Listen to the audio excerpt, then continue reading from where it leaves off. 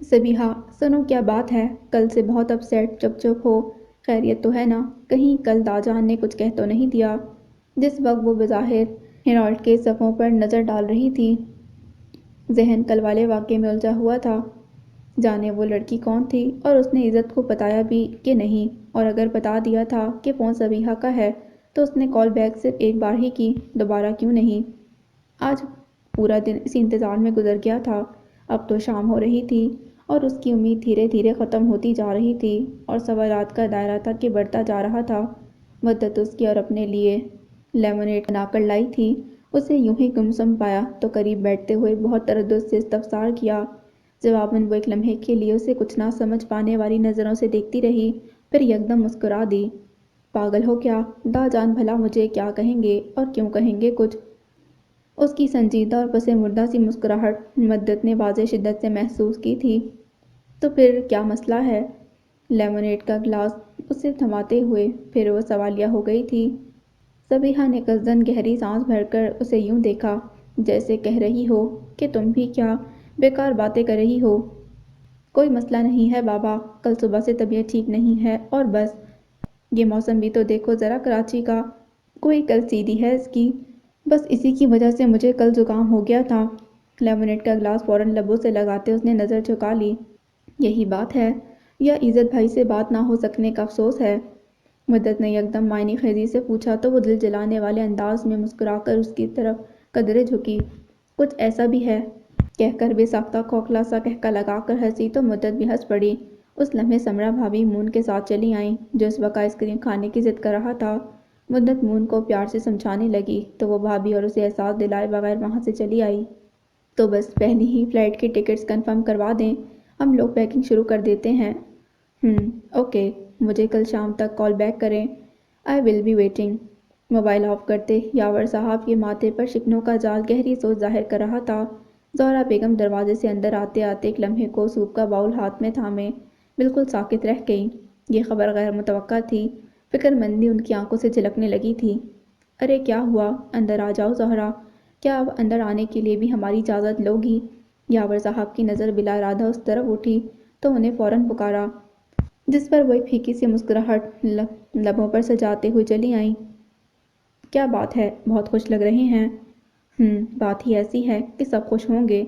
Soup का bowl उनके सामने मुंह टेबल पर रखते हुए ज़ोहरा बेगम ने बहुत तवज्जो से उन्हें देखा था। फितरी तौर पर उनकी सवालिया नज़रें यावर साहब पर आ रुकीं। क्या बात है ऐसी, हमें भी बताएं। हम सब इसी हफ्ते पाकिस्तान जा रहे हैं। ओहो, तो गोया उन्होंने ठीक सुना था। ज़ोहरा बेगम इस इल्लत पर कुछ परेशान हो उठी। मगर इतनी जल्दी क्या है? पहले आपका ट्रीटमेंट तो पूरा हो जाए। अभी डॉक्टर्स मैंने डॉक्टर एरिक एडमिन से बात कर ली है ज़ोहरा। अब मुझे सिर्फ फिजियोथेरेपी और मेडिसिन की ज़रूरत है। रह गई हफ्तावार चेकअप और स्कैनिंग की बात तो अब कराची में भी कोई मसला नहीं होगा। मेरा पूरा केस रेफ़र हो चुका है वहाँ। वो अज़हद मुतमईन थे। ज़हरा बेगम से कोई तावील बनना पड़ी। उनकी बात अधूरी रह गई थी, इसीलिए फिर बोली, वो तो सब ठीक है, मगर इस कदर जल्दी की क्या बात है? ज़रूरत है ज़हरा, बहुत ज़रूरत है। यावर साहब ने किसी कदर तेज़ी से कहा। लहजा गहरी सोच का अक्स था। बेगम यावर तनसानियों ने देखती रहीं और समझने की कोशिश करने लगीं कि आखिर ये जुमला किस तनाज़र में कहा गया है। आखिर किस लिए? ऐसा कौन सा काम मुंतज़र है वहाँ? और अगर है भी तो इज़्ज़त को भेज दें, वो देखभाल कर लेगा। सबसे अहम काम तो इज़्ज़त और नरमीन की शादी का है ज़ोहरा, और मैं जल्द अज जल्द हमदानी और भाभी से मिलकर इस मामले को पाए तकमील तक पहुँचा देना चाहता हूँ। तुम्हें अंदाज़ा नहीं कि यह मसला मुझे किस तरह दिन रात परेशान रखता है। वो बहुत संजीदगी और कदर फिक्रमंदी से बोल रहे थे। ज़ोहरा बेगम ने तसल्ली देना मुनासिब समझा। मगर क्यों यावर, इज़्ज़त बहुत अच्छे हैं। नरमीन भी तो ठीक है उनके साथ, तो फिर? नहीं ज़ोहरा नहीं। एकदम उन्होंने फिर ज़ोहरा बेगम की बात काट दी थी। लहजे की तेज़ी तशवीश और परेशानी की गमाज़ थी। मान उन्होंने बेहद गहरी नज़रों से ज़ोहरा बेगम को कदरे रुक कर देखा था। वो कुछ चौंक कर खफीफ सी हो गई। एक बात बताओ, क्या तुम्हें वो नज़र नहीं आता जो मुझे दिखाई दे रहा है? लहजे में हद दर्जा मायने खेज़ी और संजीदगी थी। बेगम यावर ने नज़र चुराकर सूप उनकी तरफ बढ़ाया, जिसे उन्होंने इशारे से मना कर दिया। कौन सी बात? यही कि इज़्ज़त और नरमीन अब एक दूसरे के साथ एडजस्ट नहीं हो सक रही हैं। आप ये कैसे कह सकते हैं? گو کہ وہ متعجب رہ گئی تھیں، مگر سرسری انداز میں پوچھا، دنیا دیکھی ہے میں نے زہرا، خوشی آنکھوں سے جھلکتی ہے، جبکہ نرمین کی ایک ایک نگاہ اس کی پریشانی اور تفکر بھری زندگی کا فسانہ سناتی ہے۔ اور یہ سب میں کئی دنوں سے نوٹ کر رہا ہوں۔ مجھے تو تم سب بھی بہت پریشان نظر آتے ہو۔ یقیناً تم میں بھی ان دونوں کے کشیدہ تعلقات کا احساس ہے۔ وہ جتنے بے خبر نظر آتے تھے اتنے تھے نہیں۔ زہرا بیگم چپ سی ہو گئیں۔ مگر تم نے مجھ سے یہ بات کرنے کی کوشش نہیں کی۔ شاید تم نے اب تک مجھے معاف نہیں کیا۔ میں اب وہ پہلے والا یاور نہیں زہرا، جو تمہارے دکھوں اور پریشانیوں کو اہمیت نہ دوں۔ وہ دکھ سے کہہ رہے تھے۔ بیگم یاور جیسے تڑپ سی گئیں۔ بخدا ایسا نہیں ہے یاور، در حقیقت میں آپ کو پریشان نہیں کرنا چاہتی تھی۔ یوں بھی یہ شادی جن حالات میں ہوئی ہے، ممکن ہے وہ دونوں اس وجہ سے ایڈجسٹ نہ ہو پا رہے ہوں۔ آپ کچھ بھی کہیں، عزت اپنے والدین کا اکلوتا بیٹا ہے۔ ممکن ہے انہوں نے اور عزت نے کچھ اور سوچ رکھا ہو اس بارے میں۔ بمشکل وہ کہہ گئی تھیں۔ یاور صاحب نے قدرے استعجاب سے ان کی طرف دیکھا۔ آپ اتنے حیران کیوں ہو رہے ہیں؟ کیا ہمدانی بھائی اور بھابھی نے آپ کے خیال میں اب تک اپنے بیٹے کے لیے کچھ نہیں سوچا ہوگا؟ ہو سکتا ہے عزت کی بھی کہیں کمٹمنٹ ہو۔ نرم اور دھیمے لہجے میں انہوں نے وہ بات کہہ ڈالی جو کئی دن سے وہ کہنا چاہ رہی تھی۔ عزت اس طرح کا لڑکا نہیں ہے زہرا، میں اس کے بارے میں تم سے بہتر جانتا ہوں۔ اس نے زندگی میں صرف اپنے والد کے خواب پورے کرنے کے لیے اسٹرگل کیا ہے۔ ان فضولیات کے لیے اس کے پاس وقت ہی نہیں رہا، اس لیے تو اس کا انتخاب کیا تھا۔ وہ کچھ اس یقین سے کہہ رہے تھے کہ بیگم یاور ایک لمحے کو مسکرا دیں، پھر سنجیدہ ہوتے ہوئے بولیں، فضولیات نہ صحیح، مگر یہ تو ممکن ہے کہ بھابھی نے کہیں اس کی بات طے کر رکھی ہو، اپنی فیملی میں ہی کہیں۔ یہ جملہ ناپ تول سے نکلا تھا ان کی زبان سے۔ اپنے لہجے کو حد المقدور اور سرسری سا رکھتے وہ رسان سے بول رہی تھیں۔ یاور صاحب کچھ الجھ الجھ کر انہیں دیکھنے لگے۔ مگر ایسا کس طرح ہو سکتا ہے؟ اگر ایسا ہوتا تو ہمدانی مجھے اور تم سب کو ضرور انوائٹ کرتا۔ وہ کچھ سوچ کر یکدم کسی نتیجے پر پہنچتے ہوئے بولے تو زہرا بیگم ان کی دائیں جانب آ بیٹھیں اور بہت سوچ سمجھ کر دھیرے کہنے لگیں، ایکسیڈنٹ سے پہلے آپ کئی دن کراچی سے باہر رہے ہیں یاور، اور دنیا میں کچھ بھی ہونے کے لیے چند لمحے کافی ہوتے ہیں، محض چند لمحے۔ بس اسی لیے میں نے فیصلہ کیا ہے کہ پاکستان جلد از جلد پہنچ کر یہ معاملہ سیٹ کروں۔ ممکن ہے عزت اپنے والدین کی وجہ سے اپسیٹ ہو اور اسی کے باعث نرمین پریشان نظر آتی ہے۔ یاور صاحب بیٹی کے لیے اس قدر متردد تھے کہ بیگم یاور کے چہرے پر پھیلتے تفکر کے سائے بھی نہ دیکھ سکے۔ کہو کیا خیال ہے، متفق ہو مجھ سے؟ وہ پوچھ رہے تھے۔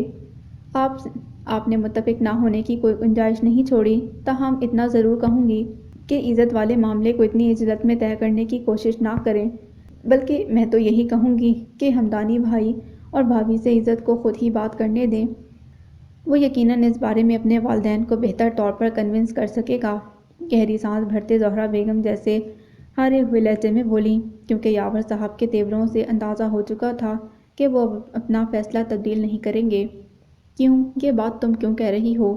وہ کچھ کھٹک گئے تھے اس بات سے۔ زہرا بیگم لمحے بھر کے لیے سٹپٹا گئیں۔ اسی لیے کہ میرے خیال میں جہاں عزت نے ہماری مشکل کو انڈرسٹینڈ کرتے اپنے والدین کی غیر موجودگی میں اتنا بڑا قدم اٹھایا ہے، اس طرح ہمیں بھی ان کی پریشانی کو سمجھنا چاہیے۔ ممکن ہے وہ خود اپنے والدین سے بات کرنا چاہتا ہو، آمنے سامنے۔ شاید اسی لیے ابھی تک نہ آپ سے بات کرنے کے لیے کہا اور نہ مجھ سے۔ کیا عزت نے تم سے ایسا کہا؟ نہیں، کہا تو نہیں، وہ جھکی نظروں سے کہنے لگی، البتہ مجھے اس کے تیوروں سے یہی لگا، یوں بھی اتنی دور سے وہ بھلا انہیں کیا سمجھا اور بتا سکتا تھا، اور شاید آپ تو پاکستان جا کر بھی انہیں کنونس نہ کر سکیں۔ مجھے خدشہ ہے کہ وہ یہ نہ سمجھیں ہم نے ان کے بیٹے کو ٹریپ کر لیا ہے، اور اسی لیے ہم اسے نہیں زہرا، ہمدانی مجھے اچھی طرح جانتا ہے، اسے میری نیچر کا اندازہ ہے۔ وہ بات کاٹتے قدرے تفکر اور تردد سے بولے تو زہرا بیگم کے ماتھے پر پڑی شکنیں دیکھ کر گھبرا گئیں۔ انہیں یہ سب نہیں کہنا چاہیے، یہ سوچ ہی انہیں پریشان کر گئی۔ یاور صاحب کے دل اور دماغ پر ابھی کوئی بوجھ نہیں ڈالنا چاہیے، انہوں نے فیصلہ کیا اور بولی، لیجئے آپ تو واقعی پریشان ہو گئے، میں تو یوں ہی ایک بات۔ نہیں زہرا، تم نے واقعی ٹھیک کہا، سوچنے کو تو کوئی کچھ بھی سوچ سکتا ہے، میں نے اس پوائنٹ پر کبھی غور نہیں کیا، مگر اب ہمیں اس معاملے کو بہت احتیاط سے ہینڈل کرنا پڑے گا۔ مان ان کی بات کاٹ کر یاور صاحب نے فیصلہ کن اور پرسوچ انداز میں کہا۔ تو زہرا بیگم ہونٹ کاٹتے انہیں دیکھ کر رہ گئیں، جو عزت کو فون کرنے کے لیے موبائل کے بٹن پش کر رہے تھے، جانے وہ کیا کرنے جا رہے تھے۔ یاور صاحب نے آخر اسے کیوں بلایا ہے، وہ بھی بطور خاص فون کر کے۔ فون ریسیو کرنے کے کئی منٹ بعد تک وہ یہی سوچتا رہا، اور جب کوئی قیاس دل کو لگ نہ سکا تو اٹھ گیا۔ اسحاق صاحب کے پاس وہ کچھ اہم آفیشیل معاملات ڈسکس کرنے آیا تھا کہ فون آ گیا۔ اسے اکیلے تو بلایا نہیں تھا، نرمین کو بھی ساتھ لانے کا حکم تھا، سو اسے پہلے اپنے اپارٹمنٹ سے اسے پک کرنا تھا۔ شام کو حسب معمول یاور صاحب کی طرف جانے کا ارادہ تھا، اسی لیے وہ نرمین کو شام 4 بجے کا کہہ آیا تھا، مگر اس ایمرجنسی کال پر اسے 2 بجے ہی گھر آنا پڑا تھا۔ لاؤنج خالی پڑا تھا، نرمین غالباً اپنے روم میں تھی۔ وہ ناک کر کے انتظار کرنے لگا، مگر جب کوئی جواب نہ ملا تو خود ہی دروازہ کھول کر اندر چلا آیا۔ پردے سمٹے ہوئے تھے جس سے کمرہ روشن ہو رہا تھا۔ وہ غالباً واش روم میں تھی۔ عزت ابھی اسے پکار بھی نہ پایا تھا کہ اچانک وہ واش روم سے نکل آئی۔ شہد رنگ دراز بال کھلے ہوئے تھے۔ وہ بڑے مطمئن انداز میں باہر نکلی تھی کہ اسے سامنے پا کر بری طرح سٹپٹا گئی۔ غیر متوقع صورتحال تو عزت کے لیے بھی تھی۔ وہ بہت پھرتی سے مڑا تھا، مگر اس 2 سیکنڈ کے وقفے نے نرمین کی جان پر بنا دی۔ بھیگی ہوئی کئی زلفیں عزت کی ایک نگاہ میں آ گئی تھیں، گو کہ وہ رکا نہیں، مگر کئی منٹ تک نرمین کی سانسیں بحال نہ ہو سکیں، حتیٰ کہ اس کا سوری بھی کان میں نہ پڑ سکا۔ واش روم میں اسے دستک محسوس تو ہوئی تھی، مگر مغالطہ سمجھ کر نظر انداز کر دیا۔ باہر آ کر معلوم ہوا کہ ٹھیک ہی سنا تھا، مگر عزت اس وقت یہاں کیسے؟ یہی سوچ اسے کچھ فکرمند کر گئی۔ چینج کر کے جس لمحے وہ باہر آئی، عزت پشیمان سا لاؤنج میں موجود تھا۔ اپنی عزت پر حد درجہ خجالت محسوس ہو رہی تھی۔ اسے سامنے آتا دیکھا تو اسے فرمان شاہی سنا ڈالا۔ اس صورتحال نے اور بھی بیزار کر دیا تھا۔ نرمین کے لیے اطلاع کچھ پریشان کن رہی۔ یہی وجہ تھی کہ وہ وہاں پہنچنے تک گہری سوچ میں غلطاں رہی۔ نہ جانے قسمت میں ابھی کچھ ٹھوکریں اور پریشانیاں باقی تھیں۔ وہ سب کھانے پر منتظر تھے، سمیر اور یاور صاحب کے پاس۔ عزت رک گیا تو وہ امی جی اور شرمین کے پاس کچن میں چلی آئی۔ خیریت تو ہے امی جی؟ ابھی نے شارٹ نوٹس پر گھر بلوایا ہے۔ متفکر سی وہ تشویش کا اظہار کر رہی تھی۔ کوئی خاص بات نہیں، بس واپسی کا پروگرام بنا رہے ہیں تمہارے ابھی، اسی لیے تمہیں۔ آپ سچ کہہ رہی ہیں امی جی؟ بات قطع کرتے اس نے بے ساختہ خوشی سے ان کا بازو تھام لیا۔ زہرا بیگم اس کی مسرت پر دھیرے سے مسکرا دیں۔ چلو آؤ، پہلے آ کر کھانا کھا لو۔ چاولوں کی ڈش اٹھا کر وہ باہر نکل گئیں تو وہ سامنے کھڑی شرمین کے کندھے پر سر رکھ کر طمانینت سے مسکرا دی۔ شرمین کا ہاتھ اس کے کندھے پر آ رہا تھا۔ اف، اس خیال نے زندگی سے بھر دی ہے مجھ میں۔ اپنے ملک جانے کا خیال ہی کتنا فرحت بخش ہوتا ہے نا نرمین؟ وہ آنکھیں بند کرتے بول رہی تھی۔ جواباً شرمین ذو معنی لہجے میں بولی، معلوم ہے مجھے، کیوں یاد آتا ہے وطن اتنا؟ کیا مطلب؟ چونک کر سر اٹھاتے اس نے استفسارانہ انداز میں اسے دیکھا، جس کی شوخ مسکراہٹ اس کے جملے کا تناظر ظاہر کر رہی تھی۔ جی نہیں، وہ بات نہیں ہے۔ صورت سے سامان کا عکس اس کی آنکھوں سے جھانکنے لگا تھا۔ تو پھر کیا بات ہے؟ اتنی بے چینی کس لیے؟ شرمین بہت خوشگوار موڈ میں تھی۔ نرمین بے ساختہ اسے سر اٹھا کر دیکھنے لگی۔ میری بے چینی چھوڑو، یہ بتاؤ تم اتنی خوش کیوں نظر آ رہی ہو؟ کہیں آج صاف تو وجہ نہیں؟ سوال میں شوخی اور معنی خیزی تھی۔ شرمین کھلکھلا کر ہنس پڑی۔ کافی درست قیاس ہے، انفیکٹ زارا اور احد کا فون آیا تھا کل رات۔ سرگوشیانہ لہجے میں خوشی اور چھلکتے ہوئے جذبے تھے۔ جبھی یہ انار پھوٹ رہے ہیں گالوں پر۔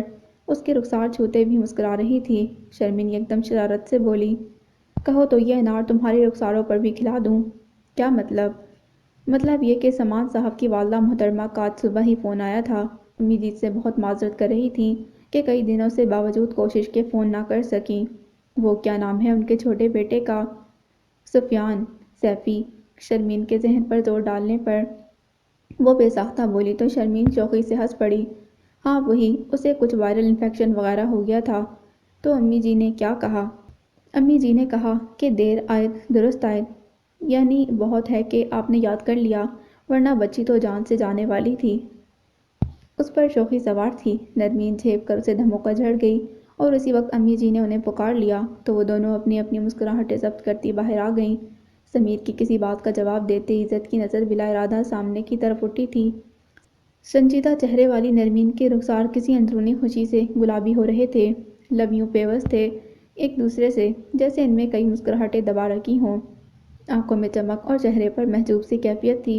اس کا یہ رخ شاید پہلی بار دیکھا تھا اس نے۔ طمانینت اور شگفتگی کا خوبصورت رقص جاری تھا آنکھوں میں۔ شرمین کی کسی سرگوشی پر وہ بے ساختہ مسکرائی تھی، مصنوعی سازش والی انداز سے اسے گھورا اور پھر آبی کے قریب آ ٹکی تھی۔ ان کی خیریت پوچھتے اس نے ان کے لیے پلیٹ میں چاول نکالے تھے۔ اس کی ایک حرکت سے سرگوشی جھلک رہی تھی، ایک طمانینت کا احساس محسوس ہو رہا تھا۔ عزت کو یہ سمجھنے میں دیر نہیں لگی کہ شرمین اور امی جی نے ایسا کچھ ضرور کہہ دیا ہے جس سے وہ کھل گئی ہے، ورنہ کچھ دیر پہلے گاڑی میں اس کے ساتھ بیٹھی ہوئی وہ سخت ذہنی خلفشار کا شکار لگ رہی تھی۔ ایسی کیا بات ہو سکتی ہے؟ وہ ہر چہرہ کھوجنے لگا۔ ہر کوئی مطمئن اور قدرے خوش نظر آ رہا تھا سوائے زہرا بیگم کے، کہ جانے وہ کس ادھیڑ پن میں مصروف تھیں کہ کھانا بھی برائے نام ہی کھا رہی تھیں۔ شرمین کے ٹوکنے پر ان کی کیفیت تبدیل نہ ہو سکی۔ اس کی الجھن کا سرا بھی مل ہی گیا تھا۔ کھانے کے بعد ادھر ادھر کی باتوں میں وقت گزارنے کے بعد یاور صاحب بالآخر اس موضوع کی طرف آ گئے۔ ہاں بھئی عزت، پھر کیا سوچا ہے آپ نے؟ پاکستان چلنے کا ارادہ ہے یا نہیں؟ سوال چونکہ بہت اچانک تھا، اس لیے عزت قدرے چونک کر چند ثانیوں نے دیکھتا ہی رہا۔ نرمین بہت توجہ سے دونوں کی جانب متوجہ تھی۔ جی، جیسا آپ ٹھیک سمجھیں انکل۔ یوں بھی بابا اور بی بی جان سے ملے کافی دن ہو گئے ہیں مجھے۔ میں تو آپ کی صحت یابی کا منتظر تھا، ورنہ کئی بار ارادہ کیا واپس جانے کا۔ بہت سنبھل کر جواب دیا تھا اس نے۔ یاور صاحب کی پرسوچ نظریں اس پر ٹکی ہوئی تھیں اور نرمین کی پرامید نگاہیں اسے اپنے ارد گرد چکراتی محسوس ہو رہی تھیں۔ میں بھی اکتا گیا ہوں یہاں۔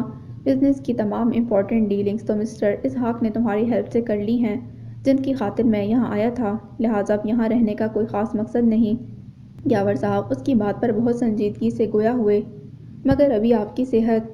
میں ٹھیک ہوں عزت، اور اسی لیے میں نے اس ہفتے پاکستان جانے کا پروگرام فائنل کر دیا ہے۔ تم سب بچوں کو جو جو شاپنگ کرنی ہے کر لو، گھومنا پھرنا ہے تو خوب گھومو پھرو، ابھی وقت ہے تمہارے پاس۔ انہوں نے گونجدار آواز میں اس کا عذر نظر انداز کرتے قدرے مسکرا کر کہا تو وہ کچھ ٹھٹک سا گیا۔ مگر انکل، آپ کو اس قدر جلدی کیا ہے؟ جلدی ہے عزت، تم نہیں سمجھو گے بیٹا، بیٹی کا معاملہ بہت نازک ہوتا ہے اور میں جلد از جلد تمہارے والدین سے مل کر یہ شادی اوپن کرنا چاہتا ہوں۔ شائیں شائیں، عزت اور نرمین کے کانوں میں جیسے تر تر گولیاں چلنے کا شور امڑ آیا تھا۔ اور میرا خیال ہے کہ تم مجھ سے ایگری کرو گے۔ بہت ڈانٹتی ہوئی عمیق نظریں تھیں ان کی، جو عزت ہمدانی کے چہرے پر جمی ہوئی تھیں۔ عزت نے لب بھیجتے ہوئے قدرے پہلو بدلا۔ مگر فی الحال آپ کا؟ میں نے ڈاکٹر سے تسلی کروا لی ہے عزت، اور وہ مطمئن ہے۔ ہاں البتہ تم کو کوئی اعتراض ہے تو کہو۔ ان کا دو ٹوک انداز عزت کو ہی نہیں باقی سب کو بھی سٹپٹا گیا تھا، مگر جلد ہی عزت نے خود کو کنٹرول کیا، جبکہ نرمین کے چہرے پر ہوائیاں اڑنے لگی تھیں۔ ذرا دیر پہلے ملنے والی خوشی کافور ہو گئی تھی۔ مجھے بلا شبہ کوئی اعتراض نہیں انکل، آپ تیاری کر لیجئے۔ ہاں البتہ اگر سب امریکہ گھومنا چاہیں تو ایک ہفتہ ان کے لیے کم ہوگا۔ سنجیدگی سے ذرا دیر کو وہ مسکرایا تھا۔ یاور صاحب کے علاوہ سبھی اس کے سیلف کنٹرول پر حیران رہ گئے تھے، کیونکہ اس کا انداز بہت ہلکا پھلکا ہو گیا تھا۔ فی الحال تو اس سے زیادہ وقت انہیں نہیں مل سکتا، بعد میں تم چاروں کو ہی بھیجوں گا، مگر ابھی مجھے ہمدانی سے ملنے کی جلدی ہے۔ نرمین کو دیکھتے انہوں نے حتمی فیصلہ سنا دیا تو وہ آنکھوں سے جھلکتے تفکر کو چھپانے کے لیے سر جھکا گئی۔ یہ آپ نے کیا کر دیا ہے عزت بھائی؟ ابھی تو پاکستان جا ہی کسی اور مقصد سے رہے ہیں۔ شرمین کے لہجے سے ہی نہیں چہرے سے بھی فکرمندی ظاہر ہو رہی تھی۔ عزت نے نظر اٹھا کر دیکھا اور اطمینان سے اپنا سامان سوٹ کیس میں رکھتے ہوئے بولا، مجھے معلوم ہے شرمین، اور میں یہ بھی جانتا ہوں کہ آنٹی اور آپ سب اس فیصلے سے گھبرا رہے ہیں، مگر آج نہیں تو کل جانا تو ہے نا، اور جس مرحلے سے گزرنے سے آپ ذرا سیما اور گریزاں ہیں اسے کبھی نہ کبھی تو فیس کرنا ہی ہے، تو پھر کب تک بچا جا سکتا ہے؟ وہ بہت سنجیدہ اور سلجھے ہوئے انداز میں کہہ رہا تھا۔ سامنے بیٹھی نرمین کا چہرہ مرحلے کے خیال سے ہی سفید پڑ گیا۔ سمیر نے اس کا ٹھنڈا یا ہوتا ہاتھ اپنے مضبوط ہاتھ میں تھاما تو وہ خالی خالی نظروں سے اسے دیکھنے لگی۔ کم آن باجی، ہم سب ہیں نا آپ کے ساتھ، خود کو مضبوط کریں، پلیز کمپوز یور سیلف۔ اس کا دھیما لہجہ محبت اور یقین سے پر تھا۔ عزت نے بے ساختہ اس کی طرف دیکھا۔ تمہاری سسٹر بہت کم ہمت ہیں سمیر، ذرا سی بات پر دل چھوٹا کرنے کی عادت ہے انہیں، حالانکہ ان کو تو سب سے زیادہ خوش ہونا چاہیے۔ وہ بمسی مسکراہٹ اس کے لبوں پر رکی ہوئی تھی۔ نرمین اس تبصرے پر سٹپٹا گئی۔ کیوں؟ آخر ان کے لیے خوشی کی ایسی کون سی بات ہے؟ سمیر نے برجستہ سوال کیا تو عزت سنجیدہ ہو گیا۔ بات تو ہے نا خوشی کی، نمبر ایک تو یہ کہ انکل کی طبیعت اتنی بحال ہو گئی ہے کہ ڈاکٹرز نے انہیں ٹریول کرنے کی اجازت دے دی ہے، دوسرا بڑی آہستگی سے اس نے نظر پھیر لی تھی اور توقف کے بعد بولا، پاکستان پہنچتے ہی انہیں اس جبری بندھن سے بھی آزاد کر دیا جائے گا جو کہ خالصتاً انکل کی خاطر باندھا گیا تھا، اور میرا خیال ہے کہ اس سے زیادہ خوشی اور کس بات کی ہو سکتی ہے۔ جملہ مکمل کر کے عزت نے یکدم براہ راست اس کی آنکھوں میں جھانکا تو چند ثانیے کے لیے دونوں کی نگاہوں کا تصادم جیسے فضا میں ساکت ہو گیا اور پھر نظروں کے زاویے بدل گئے۔ ایکسکیوز می، مجھے ذرا ٹریولنگ ایجنسی فون کرنا ہے۔ وہ تینوں یکدم مستقبل کے تصور سے آنکھیں سجا بیٹھے تو عزت معذرت کرتا باہر نکل گیا اور کمرے میں بیٹھے وہ تینوں نفوس آنے والے وقت سے ملنے والی سوغات کا سوچ کر کبھی ہراساں ہوتے رہے اور کبھی متفکر۔ کوئی نہیں جانتا تھا کہ وقت اپنی زنبیل سے اب کیا برآمد کرنے والا ہے۔ قالب محو انتظار تھے اور قلب مصروف دعا۔ ڈاکٹر سے سیٹسفیکشن رپورٹ ملنے کے بعد بیگم زہرا نے بہت تشویش سے عزت کی طرف دیکھا جو آج ان کے ساتھ ڈاکٹر ایرک سے واضح بات کرنے کے لیے آیا تھا۔ ڈاکٹرز کے خیال میں یاور صاحب کا دماغ اور دل دونوں کی کنڈیشن صدمہ سہنے کے قابل نہیں تھی، تاہم ویسے وہ صحت مند اور بہتر کنڈیشن میں تھے۔ سفر کی بھی ممانعت نہیں تھی، ہاں البتہ زیادہ سے زیادہ آرام کی تاکید کی گئی تھی انہیں۔ ریلیکس آنٹی، انشاءاللہ سب ٹھیک ہو جائے گا۔ مگر کیسے عزت بیٹا؟ یاور تو بس ایک ضد سی پکڑ کر بیٹھ گئے ہیں کہ پاکستان جا کر ہمدانی بھائی اور بھابھی کو ساری صورتحال بتا کر سب سے پہلے نرمین کی شادی کا باقاعدہ فنکشن رکھیں گے۔ اب تم بتاؤ ایسے میں کس طرح ریلیکس ہو سکتی ہوں؟ اس کی تسلی پر وہ ضبط کی تنابیں چھوڑ بیٹھی تھیں۔ ذرا سی امید تھی کہ شاید ڈاکٹر سفر کی اجازت نہ دیں تو وہ کچھ روز یہاں رہ کر یاور صاحب کو دھیرے دھیرے حقیقت حال سے باخبر کر دیتی، مگر ایسا نہ ہو سکا۔ مگر آپ کے اس طرح ٹینشن لینے سے بھی تو مسئلہ حل نہیں ہوگا۔ آپ فکر مت کریں، میں نے اپنی سیٹ آپ لوگوں سے پہلے کنفرم کر لی ہے اور پاکستان پہنچتے ہی میں بابا اور بی بی جان کو ساری صورتحال بتا دوں گا۔ زہرا بیگم اس نئی اطلاع پر چند ثانیہ اسے دیکھتی ہی رہ گئیں اور جب تمام پہلوؤں پر اچھی طرح سوچ سکیں تو قدرے اطمینان کا سانس لے کر بولیں، مگر لہجہ بھی خدشوں میں ڈوبا ہوا تھا۔ وہ تو ٹھیک ہے بیٹا، مگر بس اتنا خیال رکھنا کہ یہ ہماری بیٹی کا معاملہ ہے، میں نہیں چاہتی کہ یہ بات پھیلے۔ تم تو جانتے ہی ہو کہ اس طرح کے کیسز میں لڑکی کو کتنا سفر کرنا پڑتا ہے، خواہ اس کا قصور ہو یا نہیں۔ پلیز آنٹی اس طرح کی بات کر کے آپ مجھے شرمندہ نہ کریں۔ نرمین بہت نائس ہیں اور انہوں نے جو کیا اپنے والد کی زندگی اور خوشی کی خاطر کیا، مجھے ان کا خیال ہے ہمدردی ہے ان سے، اور میرے پیرنٹس بھی ان کی عظمت کے معترف ہوں گے، آپ فکر مت کریں۔ اس کا شائستہ لہجہ ٹھہراؤ لیے ہوئے تھا۔ بیگم یاور مطمئن سی ہو گئیں اور مسکرا دیں، ذہن پر لگے سوچ اور تفکر کے جالے چھٹ سے گئے تھے۔ سفینہ لاج میں حسب سابق رونق تھی۔ زہرا اور نمیرہ دونوں ہی اپنے اپنے گھروں سے آئی ہوئی تھیں۔ آج چونکہ اتوار تھا اسی لیے سبھی گھر پر موجود تھے۔ عمر، فرحاد اور نعیم بھائی سیاست پر بحث کی محفل جمائے بیٹھے تھے تو لڑکیاں اب تک اپنی باتوں میں مگن تھیں۔ زوہا نے کئی بار نوٹ کیا صبیحہ خاصی سنجیدہ لگ رہی تھی، البتہ باتوں میں حصہ لیتے ہوئے ہنسنے کی اس کی شعوری کوشش خاصی کامیاب رہی تھی۔ نمیرہ اور زوہا کا اچھی طرح ریکارڈ لگانے کے بعد اسے بھی عزت کے نام سے خوب چھیڑا گیا تھا، مگر وہ محض مسکرا دی تھی، پھر چائے کا بہانہ کر کے کچن کی طرف بڑھ گئی۔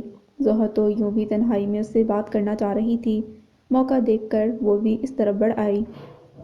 چائے کی کیتلی چولہے پر رکھے وہ ماچس کی تیلیوں سے ماربل کی سلب پر آڑی ترچھی لکیریں کھینچ رہی تھی۔ چہرے اور آنکھوں میں گہری سوچ کا نظر آ رہا تھا۔ کیا کر رہی ہو صبیحہ؟ زوہا اس کے قریب آ کر بہت نارمل آواز میں بولی تھی، مگر صبیحہ یوں چونکی جیسے ارد گرد کوئی دھماکہ ہوا ہو۔ زوہا کے لیے اس کا یہ انداز کچھ زیادہ ہی حیران کن تھا۔ یہ تو اسے محسوس ہی ہو رہا تھا کہ صبیحہ کچھ اپسیٹ ہے، مگر اب بات کچھ سیریس لگ رہی تھی۔ کیا ہوا زوہا، تم کیوں آ گئیں؟ چلو اندر چل کر بیٹھو، میں بس چائے لا رہی ہوں۔ اس کے سوال کو نظر انداز کرتی صبیحہ نے فی الفور خود کو سنبھالا۔ کیوں، کیا ہوا؟ میرا داخلہ منع ہے کیا؟ یا تمہارے خیالات کا تسلسل ٹوٹ جائے گا میرے آ جانے سے؟ جو یوں بکو مت، اب ایسا کوئی خیال نہیں تھا میرے ذہن میں۔ وہ قطع کلامی کرتے یکدم خود کو مصروف ظاہر کرنے کے لیے پرچ اور کپوں کو از سر نو ترتیب دیتے نظر چرا کر بولی تو زوہا کی پرخیال نظریں یکدم اس پر جم گئیں، اور جانے کس احساس کے تحت جب اس نے پکارا تو لہجے میں کئی سوال تھے۔ صبیحہ، مگر اس نہ صبیحہ اپنا عزلی اعتماد بحال کرنے میں کامیاب ہو چکی تھی۔ گردن مسکرا کر نظر اٹھائی۔ کیا بات ہے؟ بہت ان یوزول بیہیویئر لگ رہا ہے آج تمہارا۔ مجھے تم کوئی ڈسٹرب لگ رہی ہو، پلیز مجھے بتاؤ، شاید میں کچھ ہیلپ کر سکوں، دوستانہ محبت بھرے لہجے میں کہتے اس نے سبیحہ کا ہاتھ تھاما تو وہ یوں ہنسی جیسے کسی بچے کی شرارت پر بڑے ہنس پڑتے ہیں۔ کمان زحا، کچھ نہیں ہوا ہے مجھے، تمہیں تو سمر آنٹی کے زیر سایہ رہ کر بلا وجہ کے وہم ہونے لگے ہیں۔ نہیں سبیحہ، یہ میرا وہم نہیں، آج تمہاری آنکھوں میں نے پہلی بار کچھ ٹوٹنے کی کیفیت محسوس کی ہے، تم ضبط کی کڑی منزلوں سے گزر رہی ہو، آج اس وقت مجھے اچھی طرح معلوم ہوا ہے۔ جواباً زحا بہت زور دے کر بولی تو سبیحہ اس کا شانہ تھپ تھپاتے ہوئے کہنے لگی، مجھے کچھ نہیں ہوا زحا، تم ناحق پریشان ہو رہی ہو، آج کل زکام کا دورہ ہے، سو آنکھوں میں نمی آ جاتی ہے۔ وہ اسے ہر ممکن طرح بہلا کر تسلی دینا چاہ رہی تھی۔ ویسے ایک بات ہے، فرحات بھائی نے تمہیں شاعری سکھا دی، ماشاءاللہ، نثر میں ہی شاعرانہ بیان ہونے لگا ہے۔ انداز صاف مذاق اڑانے والا تھا۔ زحا حسب معمول چڑ سی گئی۔ جی نہیں، اب ایسی بھی کوئی بات نہیں، میری ساری اچھی باتوں کا کریڈٹ تم فوراً انہیں مت دے دیا کرو۔ تو پھر کسے دوں؟ تمہاری تو صبح بھی ان سے شروع ہوتی ہے اور رات بھی ان کے دم سے ہے۔ وہ خاصے شوخ لہجے میں اسے چھیڑ رہی تھی۔ زحا ہنسنے لگی۔ وہ تو ہے، شادی کے بعد عورت کی زندگی کا مرکز اس کا شوہر ہی ہوتا ہے۔ اب خود کو ہی دیکھ لو، عزت بھائی ملک سے باہر کیا گئے، تمہاری تو شکل ہی اداسی کا نیون سائن لگنے لگی ہے۔ ویسے موصوف کب واپس آ رہے ہیں، کچھ پتہ چلا؟ سچ، آنے دو انہیں، خوب اچھی طرح خبر لوں گی۔ میری پیاری سی کزن کو کملا کر رکھ دیا اس ہجر فراق نے۔ بکو مت، ایسی کوئی فضول بات کرنے کی ضرورت نہیں۔ تو کیا یہ داستانِ علم بھی آپ ہی سنانے کا ارادہ رکھتی ہو؟ بنفس نفیس، اس کے ربٹنے پر زحا نے طنزاً کہا تو وہ ڈھٹائی سے مسکرا دی۔ فکر نہ کرو، سنانے کا تو ایسا شاندار پروگرام ہے کہ عزت ہمدانی صاحب بھی کیا یاد کریں گے، کس سے پالا پڑا تھا۔ اس کی شوخی میں گہری سوچ اور قدرے تلخی شامل تھی جسے زحا محسوس نہ کر سکی اور خدا خیر کرے کہہ کر ہنس پڑی۔ یاور صاحب کو عزت کا 2 دن پہلے جانا کچھ کھٹکا ضرور تھا، مگر زہرہ بیگم نے یہ کہہ کر انہیں مطمئن کر دیا کہ وہ اپنے والدین سے اکیلے میں تسلی سے بات کرنا چاہتا ہے، اور چونکہ یاور صاحب اس امر سے واقف تھے کہ ہمدانی صاحب کی فیملی کے لیے یہ ایک بڑا دھماکہ ہی ہوگا، اسی لیے خاموش ہو گئے۔ البتہ متفکر وہ اب بھی تھے۔ عزت سیٹ کنفرم ہوتے ہی کچھ یوں مصروف ہوا کہ پھر کسی سے ٹھیک طرح سے ملاقات نہ ہو سکی۔ جب صبح اس کی فلائٹ تھی، نرمین کو اس کے ساتھ اپارٹمنٹ آنا پڑا۔ یاور صاحب کی جانچتی نظریں اس کے چہرے کے اتار چڑھاؤ پر مستقل مرتکز تھیں، جبکہ وہ شدید ذہنی خلفشار کے باعث بہت چپ تھی۔ اسے یوں محسوس ہو رہا تھا جیسے دھیرے دھیرے کوئی نادیدہ طاقت اسے کشاں دار کی طرف کھینچے لے جا رہی ہے۔ تفکر کسی دکھ کی طرح چہرے سے ہویدا تھا، جیسے یاور صاحب نے عزت کی جدائی کے تناظر میں دیکھتے ہوئے کچھ اور ہی رنگ لے کر خود کو مطمئن کر دیا تھا۔ کافی کا مگ تھامے وہ بالکل خالی ذہن بیٹھی تھی۔ عزت نے اپنا سامان خود ہی پیک کیا تھا۔ اس نے کافی بنائی تو اسے بھی دے کر خود لاؤنج میں آ بیٹھی۔ ذہن کسی ایک طرف یکسو ہو کر سوچنے سے قاصر تھا۔ ہزار مسئلے اس کی جان کا روگ بنے ہوئے تھے اس وقت۔ اب تک تو عزت کی ہمدرد اور بے لوث طاقت میں اس نے کئی سختیاں جھیل لی تھی، مگر اس کے جانے کے خیال سے یکدم تنہائی اور عدم تحفظ کا احساس اسے کچوکے لگا رہا تھا۔ کیا بات ہے، آپ اب بھی اس قدر پریشان ہیں نرمین؟ خالی مگ کچن میں رکھنے کے خیال سے وہ باہر آیا تو اسے یوں تشویش زدہ دیکھ کر ایک طرف آ گیا۔ مقابل بیٹھتے ہوئے وہی دوستانہ طرز گفتگو تھا اور وہی حلیمانہ تاثرات۔ وہ خود میں اس حد تک مستغرق تھی کہ عزت کے الفاظ اس کی سماعت سے ٹکرائے تو مگر مفہوم شعور کی حد سے دور ہی رہا۔ عزت نے اس کی خالی نظریں خود پر مرکوز دیکھیں تو سنجیدہ ہو گیا۔ زندگی ایک آزمائش ہے نرمین، اور انسان کو اس کے لیے ہمہ وقت الرٹ رہنا چاہیے۔ آپ بہت جلدی ہاتھ پیر چھوڑ دیتی ہیں، یہ بہت غلط طرز عمل ہے۔ آئندہ زندگی میں آپ کے لیے یہ مشکل کا باعث بن سکتا ہے۔ ابھی زندگی آپ کے سامنے ایک بے گراں سمندر کی طرح پھیلی ہوئی ہے، جس میں بھنور بھی ہیں، طوفان بھی ہیں اور کنارے بھی۔ ہمت کی ضرورت ہوتی ہے انسان کو ایک کامیاب زندگی گزارنے کے لیے۔ اپنی ول پاور کو یوز کرے اور کانفیڈنس کے ساتھ ہر مشکل کا مقابلہ کرنا سیکھے۔ یاد رکھے، مرد ہو یا عورت، اپنی شریک حیات سے ہمیشہ ہمت اور استقلال کی امید رکھتا ہے۔ یہ خیال کہ کوئی ہمارے ساتھ ہے، اسٹینڈ بائی ہے اور اسٹرینتھ دیتا ہے۔ آپ سمجھ رہی ہیں نا میری بات؟ ذرا رک کر اس نے سوال کیا تو وہ جیسے چپ بیٹھی تھی۔ ایک اچھے دوست کی حیثیت سے میرا آپ کو یہ مشورہ ہے کہ خود کو اتنا مضبوط ضرور بنائیں کہ لوگ آپ کی پناہ میں آنے کی خواہش رکھیں، بجائے اس کے کہ آپ دوسروں کا سہارا تلاش کریں اور ان پر اندھا اعتماد کریں۔ بات اس کی سمجھ میں آئی یا نہیں، البتہ آخری فقرے پر وہ کچھ چونک سی گئی تھی۔ تو آپ کے کہنے کا مطلب یہ ہے کہ میں نے آپ پر ٹرسٹ کر کے کم ہمتی کا ثبوت دیا ہے؟ اگر یہ بات ٹھیک ہے تو بتائیے کہ اس کے علاوہ میرے پاس اور راستہ ہی کیا رہ گیا ہے؟ اس کا ہارا ہوا لہجہ عزت کو مایوس کر گیا تھا۔ وہ ان لوگوں میں سے تھی ہی نہیں جنہیں زندگی کے نامساعد حالات نے لڑنے کی تربیت دی ہو۔ والدین کی آپس کی ناچاکی کس طرح بچوں کی زندگیوں اور نفسیات پر اثر انداز ہوتی ہے، عزت نے اس کا مجسم ثبوت دیکھ لیا تھا۔ اس نازک اعصاب لڑکی کے لیے تو کوئی بہت ہی محبت کرنے والا مضبوط شخص ہونا چاہیے جو اسے سنبھال لے، ورنہ یہ شیشے کی نازک گڑیا ٹوٹ کر بکھر جائے گی۔ اس کی طرف دیکھتے ہوئے اس کا ذہن سوچ رہا تھا اور یکدم اس سوچ سے ایک عجیب سے احساس کا ناطہ جوڑ لیا۔ کئی دن کی رفاقت اور ایک بے نام سے کمزور بندھن نے ان کے درمیان ایک نادیدہ سی وابستگی پیدا کر دی تھی۔ ایک لمحے میں اس ڈور کو کھینچ کر توڑ دینا بہت آسان تو تھا، مگر کیا واقعی اس کاغذی رشتے کی کوئی اساس نہیں تھی؟ اس کی سوچ اس کی آنکھوں سے اس قدر واضح تھی کہ نرمین لاجواب سی ہو کر نظر چرا گئی۔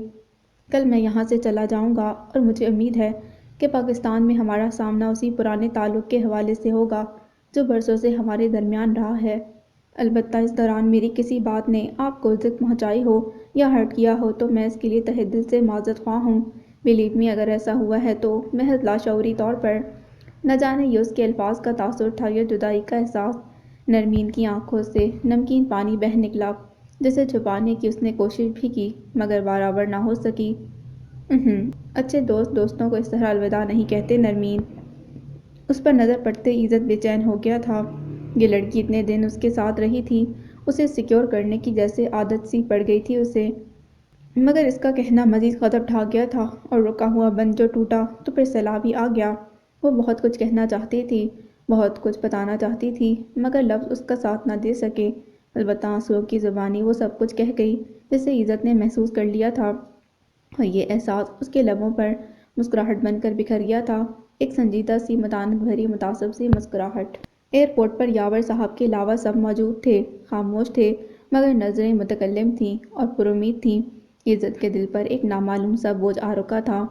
یوں ہوتا ہے نا جب ہم اپنوں سے کٹ کر علیحدہ ہو کر کسی انجان سرزمین پر کسی ناگہانی آفت کا شکار ہو جاتے ہیں تو ہم سفروں کے ساتھ زندگی کے تحفظ کی جدوجہد کرتے کرتے تمام لوگوں کا آپس میں اس قدر گہرا تعلق قائم ہو جاتا ہے جو سالوں اپنی زمین پر اپنے لوگوں کے درمیان رہتے ہوئے بھی بن نہیں پاتا۔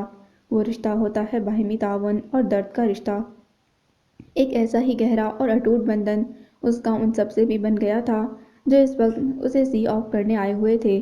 چلتے چلتے اسے ڈیسمنڈ کا خیال آیا تو اسے بھی الوداعی کال کر دی تھی جس پر وہ اپنی قوم کے اجتماعی رویے کے برعکس خلوص اور مروت کے ہاتھوں اپنے کئی کام چھوڑ کر اس سے ملنے چلا آیا تھا۔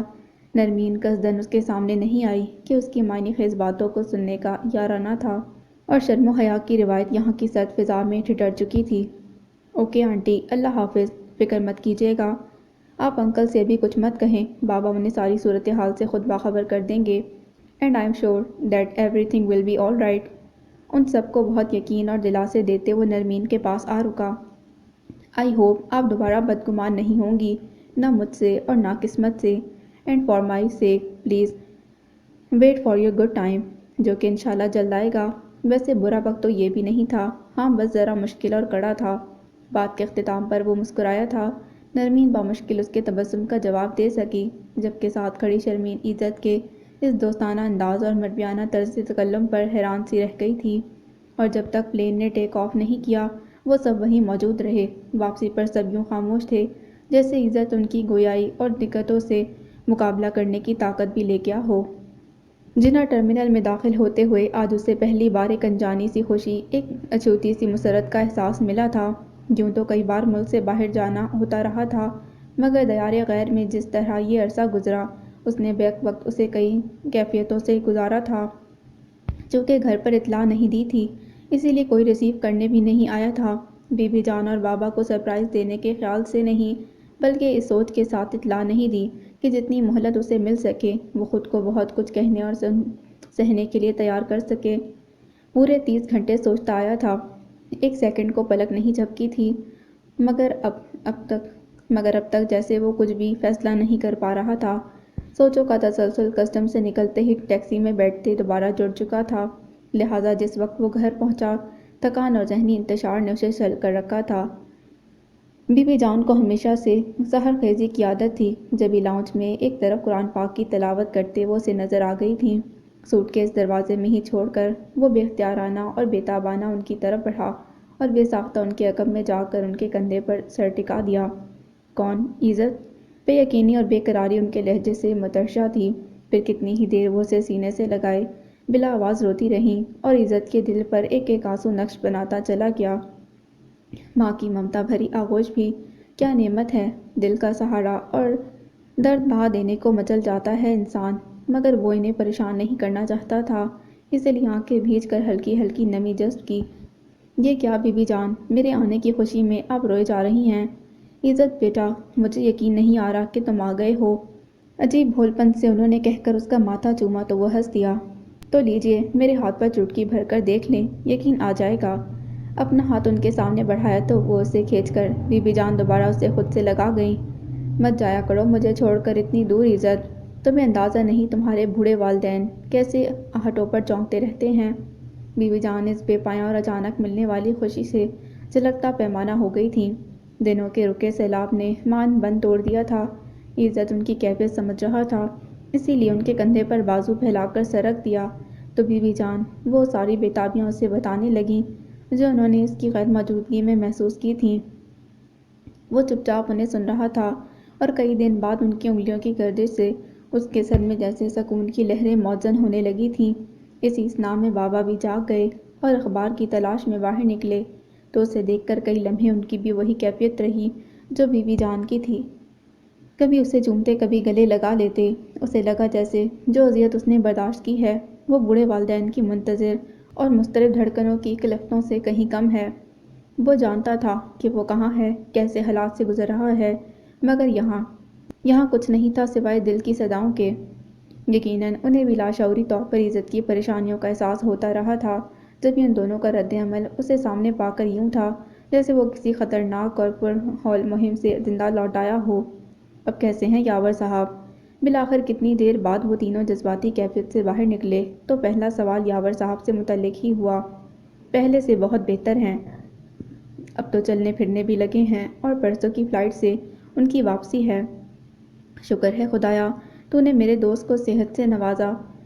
بابا نے بے ساختہ متشکرانہ انداز میں دونوں ہاتھ اٹھائے تو وہ انہیں سنجیدگی سے دیکھنے لگا، جیسے تولنا چاہ رہا ہو کہ ان کے دل میں یاور صاحب کے لیے کتنا پیار اور کتنی دوستی ہے۔ میں نے کئی بار چاہا کہ تمہیں فون کروں یا یاور سے بات کروں، مگر جانے کیوں میں مضبوط، صحت مند، حاکم اور رعونت والے یاور کو اس طرح ٹوٹا پھوٹا اور شکستہ نہیں دیکھ سکتا تھا، اسی لیے بہت چاہنے پر بھی انہیں پکارا نہیں۔ شاید میں اس سے اس حالت میں بات نہیں کر سکتا تھا۔ بابا کے لہجے میں ہی نہیں، ان کی آنکھوں میں جلتی شمعوں اور چہرے پر بکھرے خلوص سے بھی ان کی محبت کا اندازہ ہو رہا تھا۔ یاور اور انہوں نے بہت سا وقت ایک ساتھ گزارا تھا، حقیقی معنوں میں یاور صاحب نے ان سے دوستی کا حق ادا کر دیا تھا۔ نہیں بابا، اب وہ بہتر ہیں، ہاں البتہ موت کی دہلیز چھو کر آنے کے بعد سے بہت بدل گئے ہیں۔ شکستہ تو نہیں، ہاں مگر پہلے سے بہت دھیمے پڑ گئے ہیں۔ اپنی فیملی کے ساتھ ان کا رویہ اس قدر مشفقانہ اور مربیانہ ہو گیا ہے کہ میں نے اس سے پہلے کبھی انہیں ایسا نہیں دیکھا۔ وہ بتا رہا تھا۔ بی بی جان اس کی بات پر پہلے حیران ہوئیں، پھر گہری سانس بھر کر بولیں، ہاں بیٹا، رشتے اور ان سے بندھی محبت ایسی ہی ہوتی ہے۔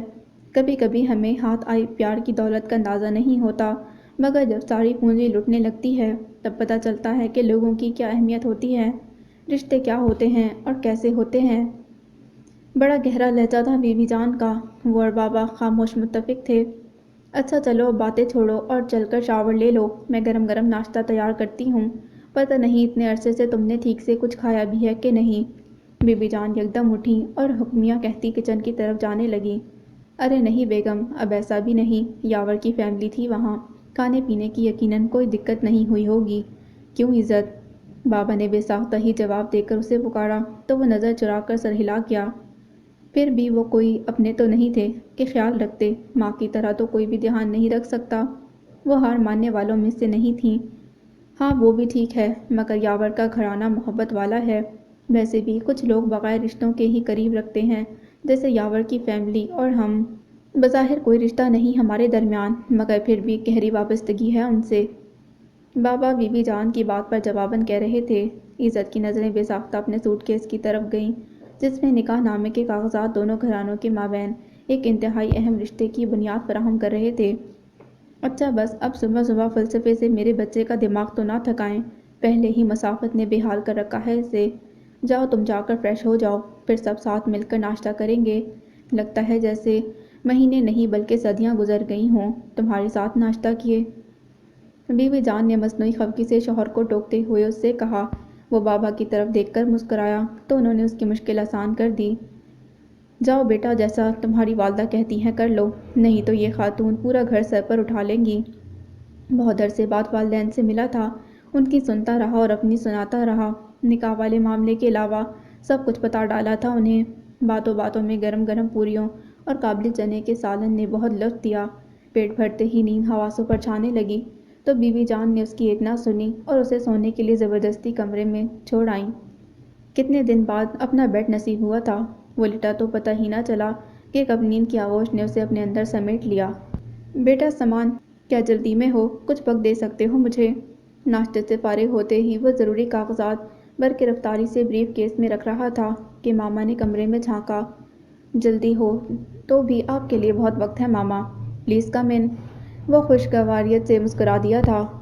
بریف کیس بند کر کے ایک جانب رکھ دیا۔ کہیے کوئی خاص بات ہے، کوئی کام ہے مجھ سے؟ وہ متوجہ تھا۔ کام تو نہیں، بس تمہیں ایک گڈ نیوز سنانی تھی۔ بیگم سلیمان متبسم سی فریش چہرے کے ساتھ اندر آ کر صوفے پر بیٹھتے ہوئے بولی تو سامان نے بھویں سکیڑ کر ان کی طرف دیکھا۔ کیسی گڈ نیوز؟ تم گیس کرو۔ انداز میں معنی خیزی تھی۔ سامان نے چند سیکنڈ سوچنے میں لگائے، پھر یکدم مسکرا دیا۔ آئی تھنک خبر مجھ سے متعلق ہے، جبھی مجھے سنائی جا رہی ہے۔ آف کورس، انہوں نے سر ہلا دیا۔ نرمین کی فیملی واپس آ رہی ہے پاکستان، ہے نا؟ ان کی بات پر اس نے بلا تمہید اپنا قیاس پیش کر دیا تو وہ کھل کر ہنس دیں۔ ماشاءاللہ، اس کو کہتے ہیں دل کو دل سے راہ۔ وہاں انہوں نے آنے کا قصد کیا اور یہاں ہمارے بیٹے کی انٹیویشن بھی مل گئی۔ حسب عادت وہی شوخی اور وہی دوستانہ انداز تھا ان کا۔ وہ بھی ہنس پڑا۔ اب آپ سے کیا اختلاف کروں، آخر کو آپ ماما ہیں میری۔ شرارتی انداز میں سر کھجا کر اس نے سادگی سے کہا تو وہ اس کا کان کھینچ کر مسکرا دی۔ کئی دنوں کی تھکن اور بے چینی کے بعد آج اپنے گھر آ کر جو سکون ملا، وہ نیند میں کسی خمار کی طرح شامل ہو گیا تھا۔ یہی وجہ تھی کہ جس وقت وہ جاگا دوپہر ڈل رہی تھی۔ اوہ مائی گاڈ، آج میں کتنا سو لیا۔ پردے ہٹاتے اسے وقت کا احساس ہوا تو فریش ہو کر باہر آ گیا۔ بی بی جان اور بابا غالباً کہیں جانے کی تیاری میں تھے۔ وہ انہیں دیکھ کر مسکراتا ان کے پاس آ بیٹھا۔ بہت سوئے بیٹا، کیا اب تھکن اتر گئی؟ پاپا نے محبت سے پوچھا تھا۔ سفید کرتے شلوار میں وہ سامنے بیٹھا ان کی محبت پاش نظروں کا مرکز تھا۔ جی لگتا ہے کئی دنوں بعد ٹوٹ کر نیند آئی ہے۔ کیوں، کیا امریکہ میں سونے کو نہیں ملتا تھا؟ رات بھر جاگا کرتے تھے تم؟ بی بی جان کو فوراً فکر لاحق ہوئی۔ اس نے نفی میں سر ہلایا۔ نہیں ایسی بات نہیں، مگر انکل کی طبیعت اور ان کی فیملی کی پریشانی کے باعث مجھے ذہنی طور پر بہت بے آرامی رہی۔ تصور کے پردے پر ایسی کئی راتیں سرسرا رہی تھیں جب اس نے 10 جگہ منائے تھے، کبھی ہاسپٹل میں اور کبھی اس اپارٹمنٹ میں جہاں نرمین کی وجہ سے وقت محض ٹینشن میں گزرتا تھا۔ اور اسی سوچ کے ساتھ یکدم اسے نرمین کا خیال آ گیا۔ بی بی جان نہ جانے کیا کہہ رہی تھیں۔ اسے شعوری کوشش کر کے خود کو ان کی طرف متوجہ کرنا پڑا، مگر اب حافظے سے نکل کر کئی باتیں اس کے تفکر کا حصہ بن گئیں تو وہ نرمین کو کال کرنے کے خیال سے اٹھنے لگا کہ بی بی جان نے اسے مخاطب کیا۔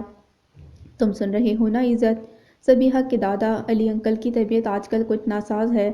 کل ان سے فون پر میں نے کہا کہ ہم آئیں گے ان کی طرف، اب اتفاق سے تم بھی آ گئے ہو تو ساتھ چلو۔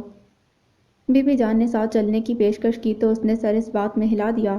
یوں بھی میں نے ان سے وعدہ کیا تھا کہ جو ہی تم واپس آئے ان سے ملنے ضرور بھیجوں گی۔ آج تو تمہارے بابا بھی تیار ہو گئے ہیں، میں نے تمہارے کپڑے پریس کروا دیے ہیں، جا کر تیار ہو جاؤ۔ بی بی جان حسب عادت پورا پروگرام طے کر چکی تھیں۔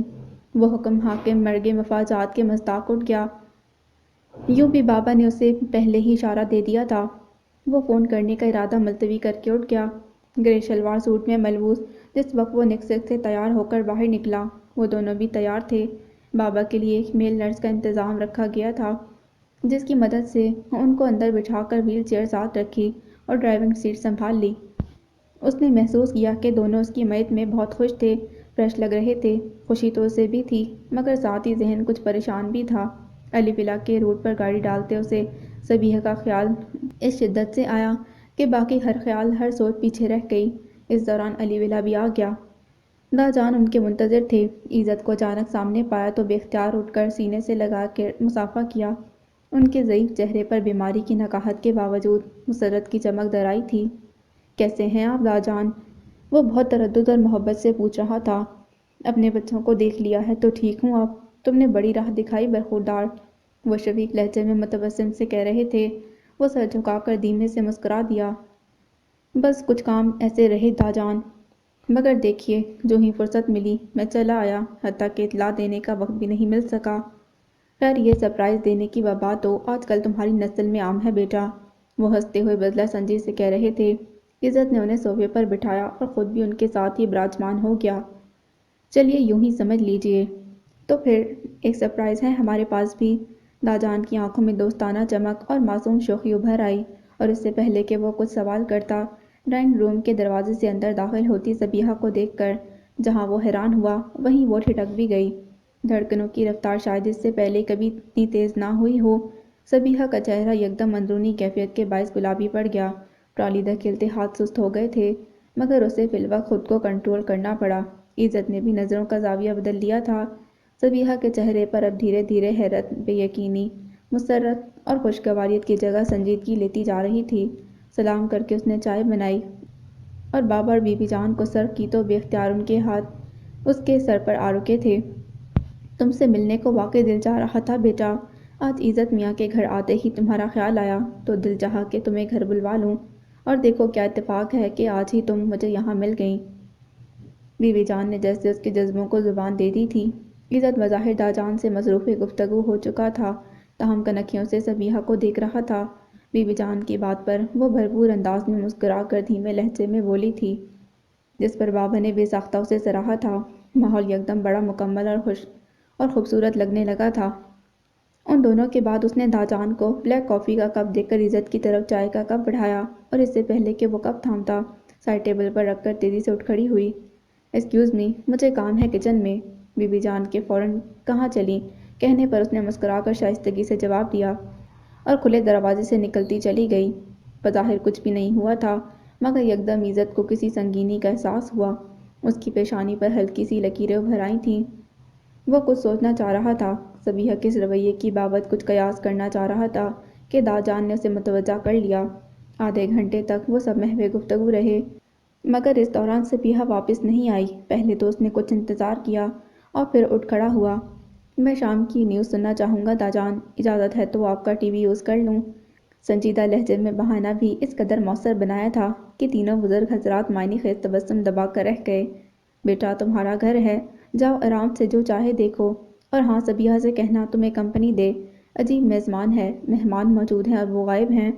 داجان تغافل سے بولے اور فوراً اس کی مشکل آسان کی تو وہ ادھر ادھر دیکھے بغیر باہر نکل گیا۔ احساس تو تھا کہ وہ لوگ کیا سوچ رہے ہوں گے مگر اپنی منقوہت سے ملنے میں ایسی کوئی قباحت نہیں تھی کہ وہ پریشان ہوتا۔ صبیحہ اندر کمروں میں کہیں بھی نہیں تھی۔ کچن میں موجود ملازمہ نے ٹیرس کا بتایا تو وہ وہاں چلا آیا۔ سامنے ریلنگ کے پاس کھڑی وہ امی کی سوچوں میں ڈوبی نظر آئی تھی۔ ریڈ کاٹن کے کلک شدہ کرتے کے ساتھ سفید شلوار اور دوپٹے میں ملبوس وہ بظاہر کافی فریش لگ رہی تھی مگر آنکھوں میں حد درجہ تفکر ہلکورے لے رہا تھا۔ عزت نپے تلے قدم اٹھا کر اس کے پاس آ رکا۔ آہٹ محسوس کر کے اس نے گردن گھمائی تو اپنی دائیں جانب اسے کھڑا دیکھ کر بے اختیار قدرے پیچھے ہٹی۔ قیمتی مردانہ پرفیوم کی خوشبو اس کے ارد گرد پھیل گئی تھی۔ پچھلے چند ہی دنوں میں اس نے اپنے تصور میں عزت سے اتنے جھگڑے کیے تھے، یوں لگ رہا تھا جیسے اب بھی ان دونوں کے درمیان وہی تصفیہ طلب مسئلے کھڑے ہیں۔ کیسی ہو؟ کچھ لمحے یوں ہی بیت گئے۔ عزت کی پرشوق والہانہ اور معنی خیز نظریں اس کا احاطہ کیے ہوئے تھیں۔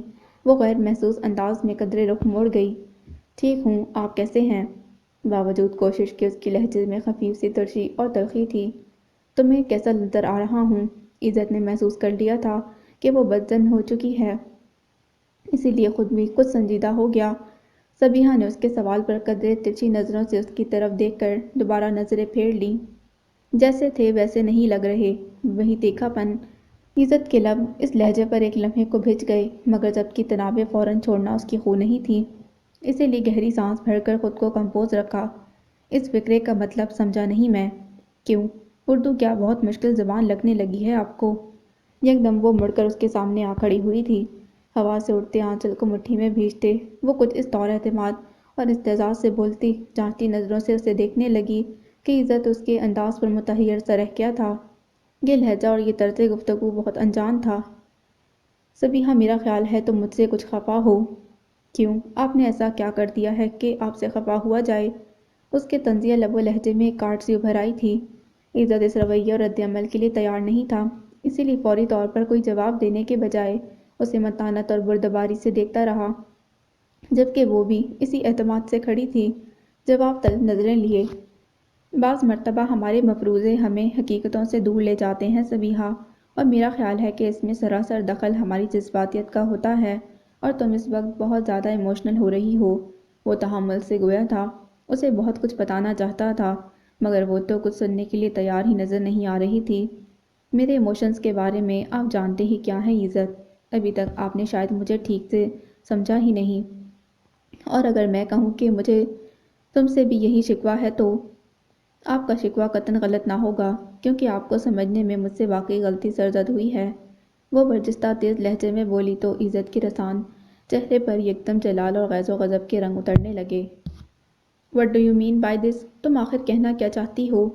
غصہ اس کے لہجے سے مترشح تھا، مگر سبیحہ اسی بے خوفی سے سر اٹھائے کھڑی تھی، ذرا جو ٹس سے مس ہوئی ہو۔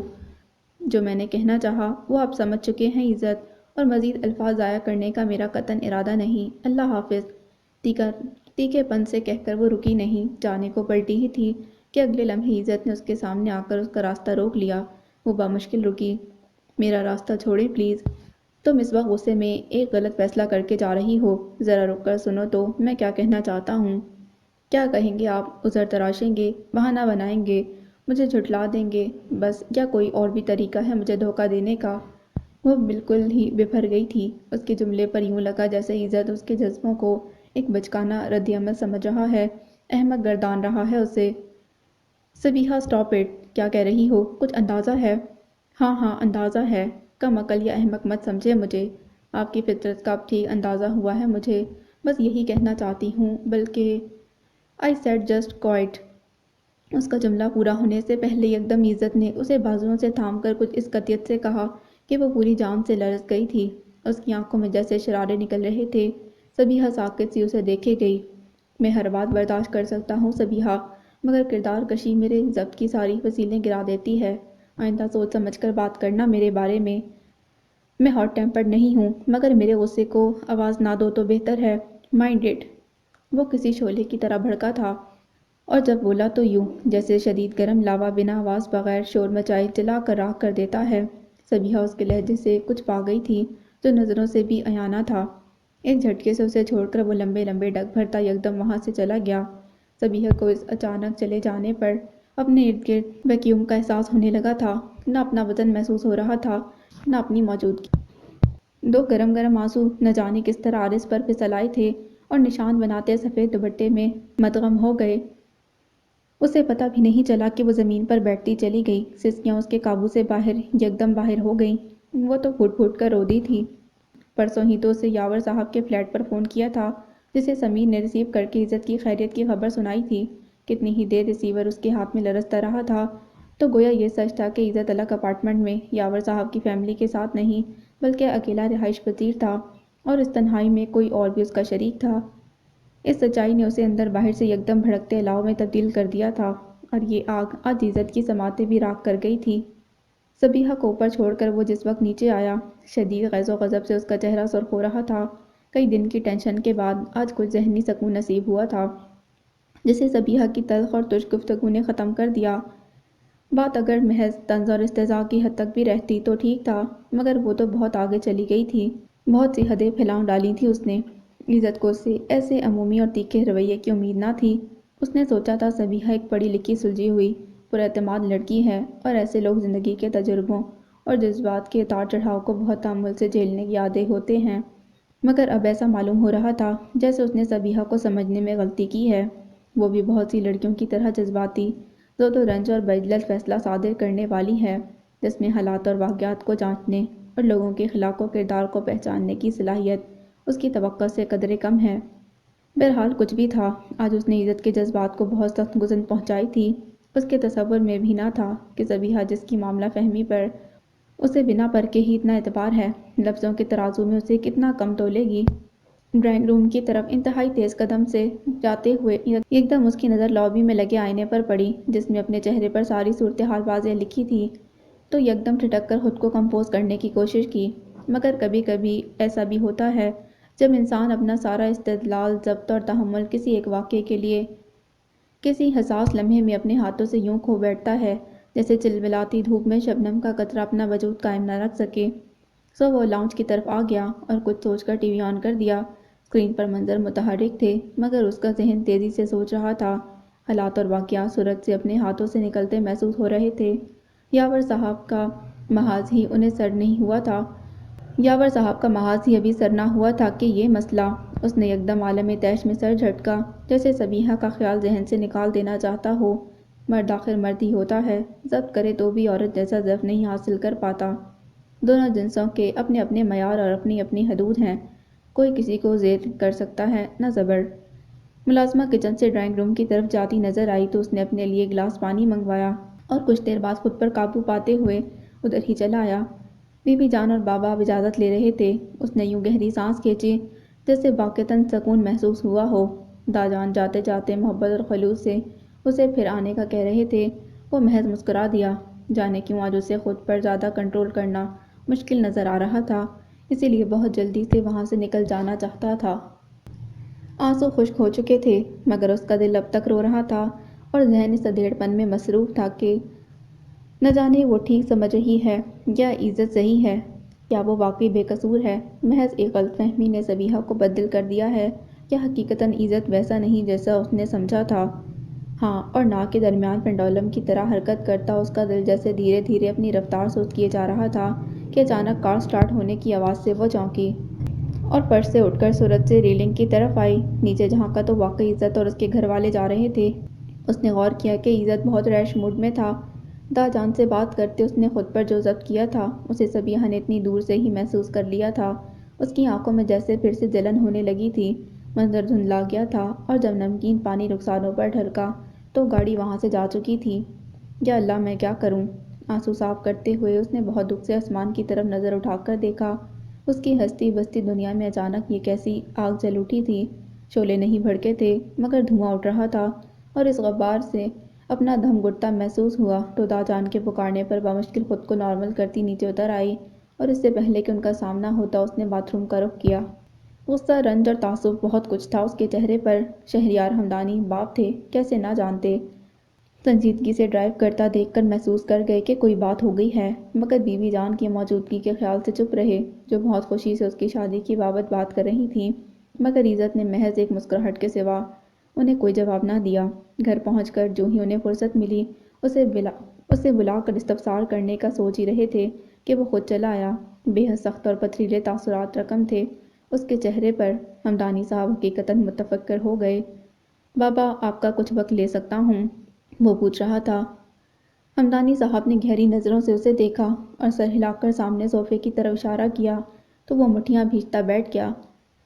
کئی لمحے وہ کچھ بول نہ سکا تھا، جیسے الفاظ جمع کرنے اور خیالات مرتکز کرنے میں اسے دقت ہو رہی ہو۔ ذہین آنکھوں میں کچھ اضطراب تھا اور چہرے پر تندی۔ آخر انہیں اس خاموشی کو توڑنا ہی پڑا۔ کیا بات ہے عزت؟ کچھ پریشان ہو؟ میں نے نوٹ کیا علی انکل کے گھر سے واپسی پر تمہارا موڈ بہت خراب تھا، کیا کوئی بات ہو گئی ہے صبیحہ سے؟ سوال قدرے غیر متوقع تھا۔ وہ چونک کر انہیں دیکھنے لگا، کیونکہ اپنے تئیں تو اس نے ایسا کچھ ظاہر نہیں کیا تھا اور نہ ہی ایسا کچھ کرنے کا اس کا ارادہ تھا۔ صبیحہ سے متعلق معاملے کو وہ خود ہینڈل کرنا چاہتا تھا، اسی لیے یکدم بابا سے نظریں چرائیں۔ صبیحہ سے کوئی بات نہیں ہوئی بابا، مگر میں جس وجہ سے پریشان ہوں اس کا تعلق بلا واسطہ اور بالواسطہ صبیحہ سے ہی ہے۔ بہت سوچ سمجھ کر اس نے کہنا شروع کیا تھا۔ ہمدانی صاحب نے اب پرتشویش انداز میں اسے دیکھا۔ دیکھنے کا انداز بتا رہا تھا کہ وہ اسے جانچ رہے ہیں۔ وہ اٹھ کر یکدم ان کی ویل چیئر کے پاس ان کے بیڈ پر آ بیٹھا اور ان کے گھٹنوں پر ہاتھ رکھ کر بہت اعتماد سے ان کی طرف دیکھتے سوال کیا، ڈو یو ٹرسٹ می بابا؟ بڑا نپا تلا لہجہ تھا، جیسے ان کے جواب پر ہی اس کی اگلی گفتگو کا دار و مدار ہو۔ ہمدانی صاحب کا ہاتھ بلا ارادہ اس کے شانے پر آ رکا۔ آف کورس مائی سن، اپنے سے زیادہ تمہیں جانتا ہوں میں، اور جنہیں ہم جانتے ہیں ان کا اعتبار بھی کرتے ہیں۔ مجھے تو تم پر اتنا بھروسہ ہے جتنا کہ ایک باپ کو اپنے فرمانبردار بیٹے پر ہوتا ہے۔ وہ بہت یقین اور اطمینان سے کہہ رہے تھے، انداز حوصلہ افزا تھا۔ عزت کچھ بے چین سا ہو کر اٹھ کھڑا ہوا اور دریچے کے پاس جا ٹھہرا۔ تو پھر جو میں کہوں گا اس پر آپ کو اعتبار کرنا پڑے گا بابا۔ اب جانتے ہیں نا بابا، میں نے کبھی کسی کو دھوکہ دینے کی شعوری یا غیر شعوری کوشش نہیں کی، اور اب بھی جو کچھ میں آپ کو بتانے جا رہا ہوں اس میں صرف اور صرف میرا خلوص شامل ہے، مگر حالات ایسا رخ اختیار کر جائیں گے میں نے سوچا نہ تھا۔ کہتے کہتے وہ غیر معمولی حد تک سنجیدہ ہو گیا تھا۔ مڑ کر ان کے پاس آیا تو وہ اسے ہی تردد سے دیکھ رہے تھے، جس کے چہرے پر نہ جانے کیا لکھا نظر آ رہا تھا۔ انہوں نے اس کی تمہید کو ٹوکا نہیں، تحمل سے سنتے رہے۔ کبھی کبھی انسان ایک لمحے کی گرفت میں آ جاتا ہے، نہ جانے وہ حساس لمحہ وقت کی گرفت سے نکل کر کس طرح بکھر جاتا ہے اور ہماری زندگیوں میں اہم تبدیلیاں کر جاتا ہے۔ ایسا ہی ایک لمحہ اس کی راہ حیات کو بھی ایک موڑ دے گیا تھا۔ ہمدانی صاحب نے جب اسے بازو سے تھام کر سامنے بٹھایا تو اس نے دھیرے دھیرے الفاظ جمع کرتے تمام حالات انہیں بتا ڈالے۔ ہمدانی صاحب کے چہرے کے تاثرات واقعات کے علم میں آتے آتے بدلتے چلے گئے، اور جب وہ چپ ہوا تب بھی اس کی طرف سوچ میں ڈوبے رہے، مگر دروازے پر کھڑی بی بی جان کے یا اللہ کہنے پر وہ دونوں چونک اٹھے۔ انہوں نے بھی سب کچھ سن لیا تھا۔ وہ کچھ پریشان سا ہو کر ان کی طرف لپکا جو دروازے کی چوکھٹ تھامے بہت گھبرائی ہوئی لگ رہی تھیں۔ وہ انہیں کندھے سے تھام کر اندر لے آیا۔ یہ کیا ہو گیا شہریار، سن رہے ہیں آپ؟ شوہر کی طرف بڑی پریشان نظروں سے دیکھتی وہ عزت کے ساتھ بیڈ پر آ بیٹھی۔ ریلیکس بی بی جان پلیز، وہ تشویش اور ندامت سے کہہ رہا تھا۔ ندامت اس لیے کہ اس کی وجہ سے آج پہلی بار اس کے والدین پریشان ہو رہے تھے، ورنہ ہوش سنبھالنے کے بعد سے اب تک اس نے انہیں شکایت کا موقع نہیں دیا تھا، مگر آج حالات کی ڈور وقت نے اپنے ہاتھ میں لے رکھی تھی، اس کا اختیار نہ تھا۔ مگر یہ سب ہوا کیسے عزت؟ شوہر کی طرف سے خاموش نگاہوں کی تسلی پا کر وہ مضطرب سی عزت کی طرف مڑی۔ انکل کی طبیعت کے پیش نظر میں نہ کچھ اعتراض کر سکا نہ انکار۔ بلیو می بی بی جان، اس وقت ڈاکٹرز کی بھی صرف یہی ہدایت تھی کہ انہیں انکار نہ کیا جائے۔ وہ انگلیاں بالوں میں پھنسائے ہوئے کہہ رہا تھا، آنکھوں میں سچائی جھانک رہی تھی۔ مگر تم نے یقین کریں بی بی جان، انکل یاور کو میرے اور زبیحہ کے نکاح کے بارے میں کچھ معلوم نہ تھا، ورنہ وہ ہرگز ایسا نہ کرتے۔ اب کیا ہوگا؟ وہ کل رات کی فلائٹ سے کراچی پہنچ رہے ہیں۔ اگر ہم سے انہوں نے کچھ کہنا چاہا تو ہم کیا جواب دیں گے، سوچا ہے تم نے؟ وہ اس کی سچائی کو مان رہی تھی، مگر مسئلے کا حل یہ نہیں تھا یاور صاحب کو کس طرح اس حقیقت سے واقف کیا جائے۔ اب سوال اس کا تھا، بی بی جان پلیز، میں خود آپ سے حل مانگ رہا ہوں، آپ کو کیا جواب دوں؟ وہ بے چین ہو کر ان سے بولا تو وہ ایک لمحے کو چپ ہو گئیں، تو ہمدانی صاحب کی طرف مڑا۔ یاور انکل کی طبیعت جو ہی کچھ بہتر ہوئی میں آپ سے ساری صورتحال انہیں سمجھانے کو کہہ دوں گا، مگر فی الحال پاکستان پہنچنے پر ان کی جسمانی حالت کیسی ہوگی کچھ کہا نہیں جا سکتا۔ وہ آپ کے دوست ہیں، مجھے یقین ہے آپ انہیں بہتر طور پر کنونس کر سکتے ہیں۔ ہمدانی صاحب گہری سانس بھرتے ہوئے بولے تو وہ قدرے مطمئن ہو گیا، مگر بیٹے، انہوں نے اپنی بیٹی ایک طرح سے رخصت ہی کر دی ہے، بات محض نکاح کی ہی نہیں کہ اس بندھن کو جس خاموشی سے باندھا گیا تھا توڑ بھی دیا جائے۔ بابا پلیز، نرمین صرف میری منکوہا ہے، بیوی نہیں۔ میں نے دل سے دماغ سے اسے بیوی مانا ہے نہ سمجھا ہے۔ نظر جھکا کر بہت جھکے ہوئے اس نے جواب دیا تھا۔ بی بی جان بھی رخ پھیر گئیں، اور اس نے بھی محض سمجھوتا کیا تھا اپنے والد کی خاطر۔ وہ بہت اچھی لڑکی ہے بابا، زبیحہ سے مل چکی ہے اور میری فیلنگز اور ایموشن سمجھتی ہے اچھی طرح سے، لیکن اگر اس نے اپنے باپ کا ساتھ دینے کی کوشش کی تو؟ بی بی جان نے اچانک ہی سوال کر ڈالا۔ وہ کچھ نہ سمجھنے والے انداز میں انہیں دیکھنے لگا۔ کیا مطلب بی بی جان؟ مطلب یہ بیٹا کہ نکاح کے بولوں میں بہت طاقت ہوتی ہے، اور عورت کے لیے تو یہ بہت بڑا بندھن ہوتا ہے۔ پھر نرمین کو تو اس کے والدین نے ایک طرح سے رخصت بھی کر دیا ہے، اب تمہارے اور اس کے دل میں کیا ہے اس سے قطع نظر کیا تم یہ بات ماننے سے منکر ہو سکتے ہو کہ شادی کی بنیاد تمام شرائط تو تم نے پوری کر دی ہیں؟ اب یہ تعلق توڑنے کی بات کرنا اتنا آسان نہیں، تمہیں اور ہمیں یاور صاحب کے کئی سوالوں کے جواب دینا ہوں گے۔ بیوی جان نے ٹھہرے ہوئے لہجے میں سچائی بیان کی تو وہ حقیقتاً پریشان ہو اٹھا۔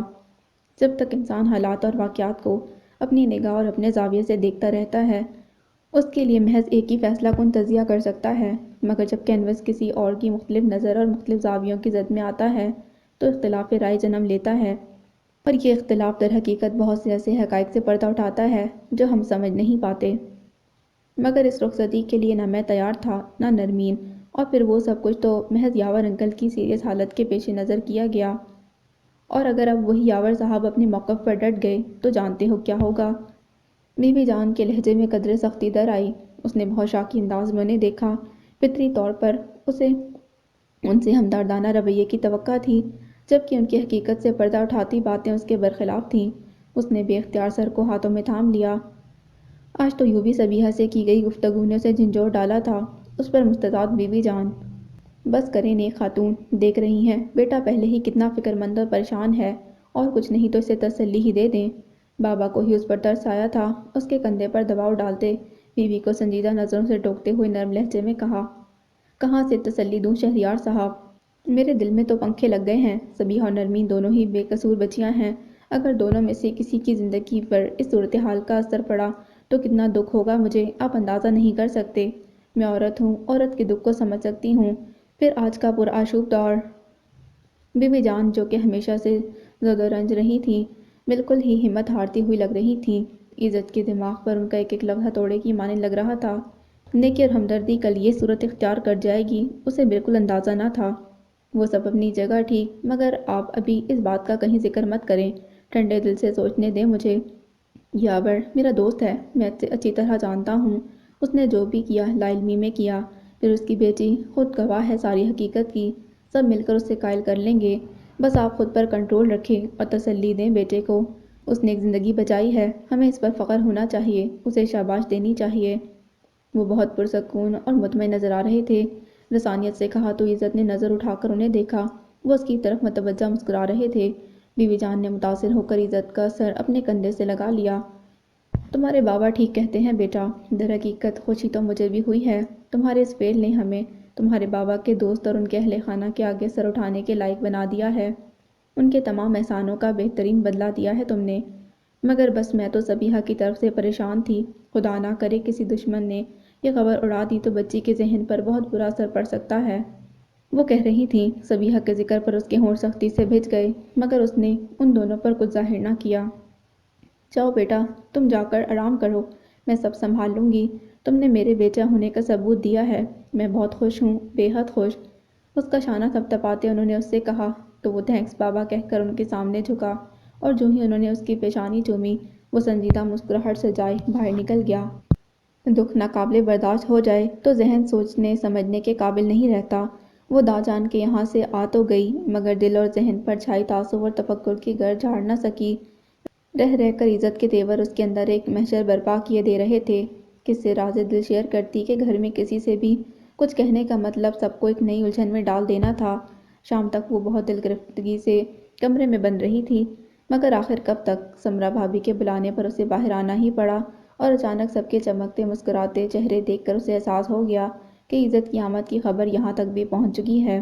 امی، پاپا، دادی جان سبھی خوش تھے، نعیم بھائی تک آج اپنی سنجیدگی بھلا کر آتے جاتے اسے شوق نظروں سے دیکھ رہے تھے۔ جب سب خوش تھے تو اسے بھی خود پر قابو رکھنا پڑا، مگر کب تک؟ رات اتفاقاً زحا کا فون آیا تو وہ خود پر قابو نہ رکھ سکی، سب کچھ کہہ ڈالا۔ زحا دوسری طرف بالکل دم سادے اس کی بات سن رہی تھی۔ یہ تم نے کیا کیا ہے؟ یہ سب تم کیا کہہ رہی ہو صبیحہ؟ عزت بھائی اور یہ سب؟ میری تو کچھ سمجھ نہیں آ رہا، آخر یہ سب ہوا کیسے؟ زحا حسب توقع حد درجہ پریشان ہوتی تھی۔ پتہ نہیں زحا، یہ سب کیا ہو گیا ہے؟ وہ انتہائی دل گرفتہ لگ رہی تھی۔ شکستہ لہجے میں اس نے کہا تو زحا نے اس کی آواز میں آنسوں کی آمیزش محسوس کی۔ مجھے تو یقین ہی نہیں آ رہا کہ عزت بھائی ایسا بھی کر سکتے ہیں۔ یا خدا جانے کیا سچ ہے کیا جھوٹ، کیا تم واقعی شور ہو کہ؟ میں نے خود ایک لڑکی کی آواز سنی ہے ان کے سیل پر، اسی نے ریسیو کیا تھا فون۔ زحا کی بات قطع کرتے اس نے پرزور لہجے میں کہا تو زحا چپ سی ہو گئی۔ اس کا لہجہ بتا رہا تھا کہ وہ جھوٹ نہیں بول رہی، لہجے میں کوئی لرزش یا لچک نہیں تھی۔ تم نے غور کیا تھا کہ آواز کیسی ہے؟ ممکن ہے کہ وہ جن کی فیملی کے ساتھ ہوں گے ان میں سے کوئی ہو۔ زوہا نے کچھ سوچتے پتے کی بات کی تھی۔ اگر ایسی کوئی بات ہوتی تو وہ لڑکی مجھے پہچان نہ لیتی۔ ویسے ایک بات ہے، اس کا لہجہ امریکن نہیں تھا، بلکہ بے ساختہ کہہ کر وہ ایک لمحے کے لیے جیسے رک سی گئی تھی، اور پھر کچھ سوچتے ہوئے کہا تو زوہا کے ذہن میں جیسے ایک گوندا سا لپکا۔ قدرے تعقب سے دریافت کیا، عزت بھائی جس فیملی کے ساتھ گئے ہیں، کیا تم انہیں جانتی ہو؟ ہاں بھائی، بابر بھائی کی شادی پر فرحاد بھائی نے تعارف کروایا تھا، پھر تمہاری شادی پر بھی ان کی فیملی ملی تھی۔ عزت کے حوالے سے میرے نکاح میں بھی وہ شریک ہوئے تھے۔ میری کافی بار ملاقات ہو چکی ہے ان سے۔ ان کی ایک بیٹی نرمین تو بہت نائس لڑکی ہے، اور شرمین کے متعلق تو تم نے بتایا تھا کہ احد کچھ انٹرسٹڈ ہے اس میں۔ تفصیل سے بتاتے اس نے کہا تو زوہا نے اس بات میں جواب دیا، ہاں احد تو واقعی سیریس ہے اس کے لیے۔ ان لوگوں کے امریکہ سے آتے ہی وہ سمر آنٹی اور زنیرہ بھابھی اور مجھے باقاعدہ لے جانے والا ہے وہاں۔ فرحاد بتا رہے تھے کہ نرمین کو بھی سمان بھائی نے پرپوز کر رکھا ہے۔ واپسی پر یہ معاملہ بھی طے کیا جائے گا۔ مجھے تو امید ہے دونوں رشتے ہی طے ہو جائیں گے۔ میں بھی ان کی فیملی کو 2 حوالوں سے قدرے جاننے لگی ہوں۔ وہ دونوں سسٹر بہت سویلائزڈ اور مینرڈ ہیں۔ ممکن ہے عزت بھائی اور وہ سب لوگ اس اپارٹمنٹ میں شفٹ ہو گئے ہوں۔ توصیفی لہجے میں تجزیہ کرتے کرتے واپس موضوع کی طرف آئی تو سبیحہ نے گہری سانس بھر کر کہا، نہیں زوہا، یاور صاحب کی فیملی تو اپنے اسی اپارٹمنٹ میں موجود ہے جہاں وہ پہلے گئے ہیں۔ میری بات ہوئی ہے ان کے بیٹے سے۔ عزت اس وقت تک شاید پاکستان کے لیے فلائٹ لے چکے ہوں گے جب میں نے فون کیا تھا۔ تو انہوں نے تمہیں عزت بھائی کی واپسی کا نہیں بتایا؟ نہیں، میں نے بہت جلد فون بند کر دیا تھا۔ صرف آواز سن کر ہی دل خراب ہوا کہ میں زیادہ دیر بات نہ کر سکی، نہ مجھے کچھ سنائی دیا، بس ذہن اس وقت تک الجھا ہوا تھا۔ وہ بیچارگی سے کہہ رہی تھی۔ زوہا حد فکر مند ہو گئی۔ یہ نیا مسئلہ اٹھ کھڑا ہوا تھا۔ بس یہی غلطی ہوئی تم سے۔ دیکھو سبیحہ، رشتے ناتے مذاق نہیں ہوتے، نہ ہی گڈے گڑیا کا کھیل کہ دل و چاٹ ہوا تو اسے چھوڑ کر کسی اور کھیل میں لگ گئے۔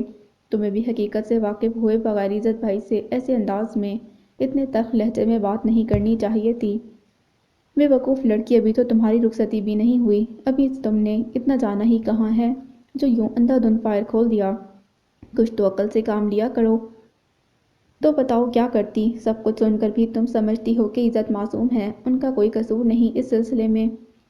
اس کے تیز لہجے میں سمجھانے پر وہ کچھ جھلا گئی تھی۔ لہجے سے جھلکتی شائستگی زوہا نے بہت حساسیت سے محسوس کی تھی، اسی لیے لہجہ دھیما کرنا پڑا۔ وہ سب اپنی جگہ صحیح، مگر بہرحال تم فکر مت کرو، میں خود عزت بھائی سے بات کرتی ہوں، ان سے پوچھوں گی۔ کوئی ضرورت نہیں، یکدم اس نے ٹوک دیا تھا۔ پلیز زوہا، ایسا کچھ مت کرنا۔ عزت کو چاہیے تھا کہ مجھ سے بات کرتے، مگر انہوں نے پلٹ کر فون تک نہیں کیا۔ یہاں گھر پر سب اتنے خوش ہیں، دادی وغیرہ کل ملنے جا رہی ہیں، اور وہ ہیں کہ سلام تک نہیں کیا۔ فون پر امی بتا رہی تھیں کہ جب میں داجان کی طرف تھی، فون آیا تھا بی بی جان کا، اور تم نے جو الف بکا ہے اس کا بھی کچھ اندازہ ہے، کتنے ہرٹ ہوئے ہوں گے وہ۔ انہیں بھی تو یقین ہوگا کہ جب تم انہیں اچانک سامنے پاؤ گی تو کتنی خوش ہوگی، مگر تم نے سارا خواب توڑ کر رکھ دیا ان کا۔ تو کیا یہ سب میں نے نہیں سوچا تھا زوہا؟ تمہیں کیا معلوم کتنے خواب دیکھے تھے میں نے، وہ جیسے ہارتے ہوئے بولی تھی۔ تو پھر صبر بھی کیا ہوتا، احمق لڑکی۔ دوسروں کے بارے میں رائے زنی کرنا اور بات ہے، مگر در حقیقت میاں بیوی کا رشتہ جتنا مضبوط ہوتا ہے، اتنا ہی کچا بھی۔ پہلے عزت بھائی سے بات کر کے انہیں ٹٹولتی، پھر پردے جمائد کرتی، مگر بہرحال اب جو ہو گیا سو ہو گیا، لکیر پیٹنے سے کوئی فائدہ نہیں۔ میری مانو تو انہیں فون کر کے ایکسکیوز کر لو۔ نہیں زوہا، یہ بہت مشکل ہے، اول تو میرا دل ان کی طرف سے بھی صاف ہوا ہی نہیں، دوسری غلطی اگر میری ہے تو عزت کی بھی ہے۔ میں ہمیشہ سے فیئر ڈیل کی قائل رہی ہوں زوہا، اور جب میں نے انہیں دھوکہ نہیں دیا تو انہیں بھی ایسا کرنے کا کوئی حق نہیں۔ قصوروار میں نہیں وہ ہیں۔ میری بات بنا کہے انہوں نے جان لی تھی۔ یقیناً دال میں کچھ کالا ضرور ہے، اور اگر ایسا ہے تو عزت ہمدانی کو خدا نہ ہوگا۔ میں سبیحہ علی ٹوٹ جاؤں گی، مگر جھکوں گی نہیں۔ زوہا کے مشورے پر اس نے چٹانوں جیسے لہجے میں کہہ کر مزید کچھ کہے سنے بغیر فون رکھ دیا تھا، اور ادھر زوہا شیردر بیٹھی رہ گئی۔ ریسیور کئی سیکنڈ تک اس کے ہاتھ میں ہی رہا تھا۔ کیا بات ہے زوہا، خیریت تو ہے؟ فرحاد نے اسے اس طرح بیٹھے دیکھا تو ٹوکا تھا۔ وہ کچھ چونک کر سنبھلی تو ریسیور کریڈل پر ڈالتے یوں ہی مسکرا دی۔ وہ کچھ لمحے پہلے ہی کمرے میں آیا تھا۔ ہاں بالکل سب ٹھیک ہے۔ لاک انڈرسٹینڈنگ صحیح، مگر وہ یہ بات فرحاد کو بتانا قطعاً نہیں چاہتی تھی کہ بہرحال یہ معاملہ کسی کے وقار کا تھا، یوں بھی احد کی وجہ سے وہ شرمین کے گھر والوں کا کسی اور موضوع کے حوالے سے اس گھر میں تذکرہ کرنا نہیں چاہتی تھی۔ فرحات کی ٹٹولتی ہوئی بے چین نظریں محسوس کر کے اس نے لبوں پر مسکراہٹ سے آراستہ کیا اور اس کے پاس آ بیٹھی۔ آنے والے بچوں کے حوالے سے کرنے کے لیے ڈھیروں باتیں تھیں۔ ذرا دیر بعد فرحات کا دھیان بھی اس طرف لگ گیا تو اس نے سوچا کہ کل جا کر خود ملے گی سبیحہ سے، فون پر تو کھل کر بات نہیں ہو سکتی تھی۔ ایئرپورٹ پر عزت اپنی دفتری مصروفیات اور ذہنی الجھاؤ کے باعث غزل نہ جا سکا تو آفس سے ہی گاڑی اور ڈرائیور وغیرہ ارینج کر دیا تھا۔ نرمین کی نظریں بلا ارادہ اس کی تلاش میں بھٹکی تھیں اور وہ وہاں موجود ہی نہیں تھا۔ میمونہ خالہ اور دیگر رشتہ دار وہاں آئے ہوئے تھے۔ اتنا پرتپاک استقبال ہوا کہ سب دل کو خوشی سے معمور ہوتا محسوس کرنے لگے تھے۔ یاور صاحب ویل چیئر پر تھے۔ طویل سفر میں انہیں سخت بے آرامی اور جسمانی تھکن ہو رہی تھی، اسی لیے جلد از جلد گھر پہنچنے کی خواہش تھی۔ ابھی سب سے مل رہے تھے کہ سامنے کھڑی بیگم ہمدانی پر نظر پڑتے ہی یاور صاحب کی آنکھوں کی چمک بڑھ گئی۔ نرمین ان کے ساتھ ہی تھی۔ ان کے نگاہوں کے تعاقب میں نظر دوڑائی تو دل جیسے تھم سا گیا۔ بیگم ہمدانی سنجیدہ اور پروقار انداز میں آگے بڑھیں تو زہرا بیگم سب کو چھوڑ کر صورت سے ان کی جانب آئیں اور انہیں یاور صاحب کے نزدیک پہنچنے سے پہلے ہی روک لیا تھا۔ پلیز بھابی، ابھی یاور کی طبیعت کچھ ٹھیک نہیں، میری ریکویسٹ ہے ایسا کچھ مت کہیے گا کہ انہیں سنبھالنا مشکل ہو جائے۔ پلیز زہرا بھابی مجھے شرمندہ نہ کریں، میں ایسا کچھ کہنے نہیں آئی، آپ اطمینان رکھیں۔ زہرا بیگم کے عاجزی سے کہنے پر انہوں نے بہت خلوص اور محبت سے کہا تو وہ پرسکون ہو کر ایک طرف ہو گئیں اور بیگم ہمدانی یاور صاحب کی طرف چلی آئیں۔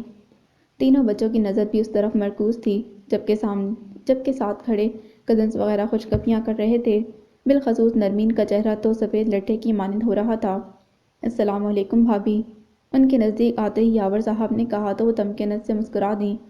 وعلیکم السلام، کیسے ہیں آپ یاور بھائی؟ شہریار آنا چاہ رہے تھے، ملنا چاہ رہے تھے، مگر ان کے لیے آنا جانا آسان نہیں، اس لیے مجھے بھیج دیا۔ میں جانتا ہوں بھابی، صحت کے بغیر انسان کچھ نہیں، میں نے یہ صحتناک دور گزارا ہے، شہریار کی پرابلم سمجھ سکتا ہوں۔ اب آپ کیسے ہیں؟ قدرے بہتر ہوں، بس سمجھیں کچھ ذمہ داریوں کا بوجھ ہے، اترے تو آرام سے ابدی نیند لینا چاہوں گا۔ نہیں نہیں، ایسا مت کہیں، ابھی تو آپ کو ایک لمبی عمر گزارنی ہے، بچوں کی خوشیاں دیکھنی ہیں۔ یاور صاحب نے یک کے بعد دیگرے تینوں بچوں پر نظر ڈالی تو بیگم ہمدانی نے دلداری سے کہہ کر ساتھ کھڑی نرمین کے سر پر ہاتھ رکھ دیا۔ جانے یاور صاحب کیا سمجھے، ایک سکون کا سانس ان کے لبوں سے خارج ہو گیا، جبکہ نرمین کی نظریں پشیمانی سے جھکی جا رہی تھیں۔ دل کی حالت ناگفتہ بات تھی، پورا جسم ہولے ہولے کانپ رہا تھا، اسی لیے ماتھے کو ٹیشو پیپر سے صاف کیا تو شرمین اس کی الجھن محسوس کر کے اس کی پشت پر آ کھڑی ہوئی تھی، اس کا بازو تھام کر جیسے اپنے ساتھ ہونے کا احساس دلایا۔ میمونہ خالہ نے جب سب کو چلنے کا کہا تو یہ قافلہ تیزی سے پارکنگ کی طرف بڑھنے لگا۔ نرمین تو جیسے کسی میسمرزم کے حصار میں مکی چلی آ رہی تھی، کہاں بیٹھی، کون ساتھ تھا، کیا باتیں ہوئیں، اسے کچھ علم نہ تھا۔ ہوش تو بس جب آیا جب شرمین اسے اپنے کمرے میں بٹھا گئی۔ میمونہ خالہ نے ان کی غیر موجودگی میں گھر کو بالکل صاف کروا رکھا تھا تو وہ سیدھے گھر چلے آئے تھے جہاں کھانا بالکل تیار موجود تھا، مگر اسے کسی چیز کی کوئی رغبت نہیں تھی۔ آج عزت کے نہ آنے سے اس نے خود کو بہت کمزور محسوس کیا تھا، بالخصوص اس کی والدہ بیگم ہمدانی کو سامنے پا کر غیر متوقع مٹ بھیڑ کے نتیجے میں وہ بالکل ہی حواس کھو گئی تھی۔ عزت کے نکاح میں نرمین کی شرکت سے بیگم ہمدانی واقف تھیں، مگر اس نے ایسا کیوں کیا، جانے کیا کیا سوچا ہوگا انہوں نے، کہیں اسے غلط نہ سمجھی ہوں۔ اکلوتے بیٹے کی مائیں تو یوں بھی بہت وہمی اور حساس ہوتی ہیں، کسی کا سایہ بھی برداشت نہیں کرتی۔ عزت کے نکاح میں جس طرح وہ سبیحہ کے ساتھ مسرور اور مطمئن نظر آ رہی تھیں، صاف پتہ چلتا تھا کہ وہ اس رشتے سے کتنی خوش ہیں۔ اور اب درمیان میں یہ فصیحتاً، یا خدایا مجھے اس آزمائش سے سرخرو ہونے کی توفیق دے، آبی کی زندگی کی خاطر میں نے جو آگ اپنے دامن میں بھری ہے اسے گلزار بنا معبود حقیقی کہ تیرے سوا میرا کوئی آسرا کوئی سہارا نہیں۔ سچ کیا ہے، آبی اسے جان لیں اور سہار لیں، یہی دعا ہے میری۔ میں کسی لڑکی کے ارمانوں کا جہاں اجاڑنا نہیں چاہتی، نہ ہی عزت کے احسان کے بدلے میں انہیں کوئی دکھ دینا چاہتی ہوں، وہ بہت اچھے ہیں، انہیں ہمیشہ خوش رکھنا۔ بے بس ہو کر اس نے سر ہاتھوں میں تھام لیا، گویا کلمات اور آنسو بیک وقت بنا کسی کوشش کے نکلتے چلے آ رہے تھے اور وہ گمسم بیٹھی تھی۔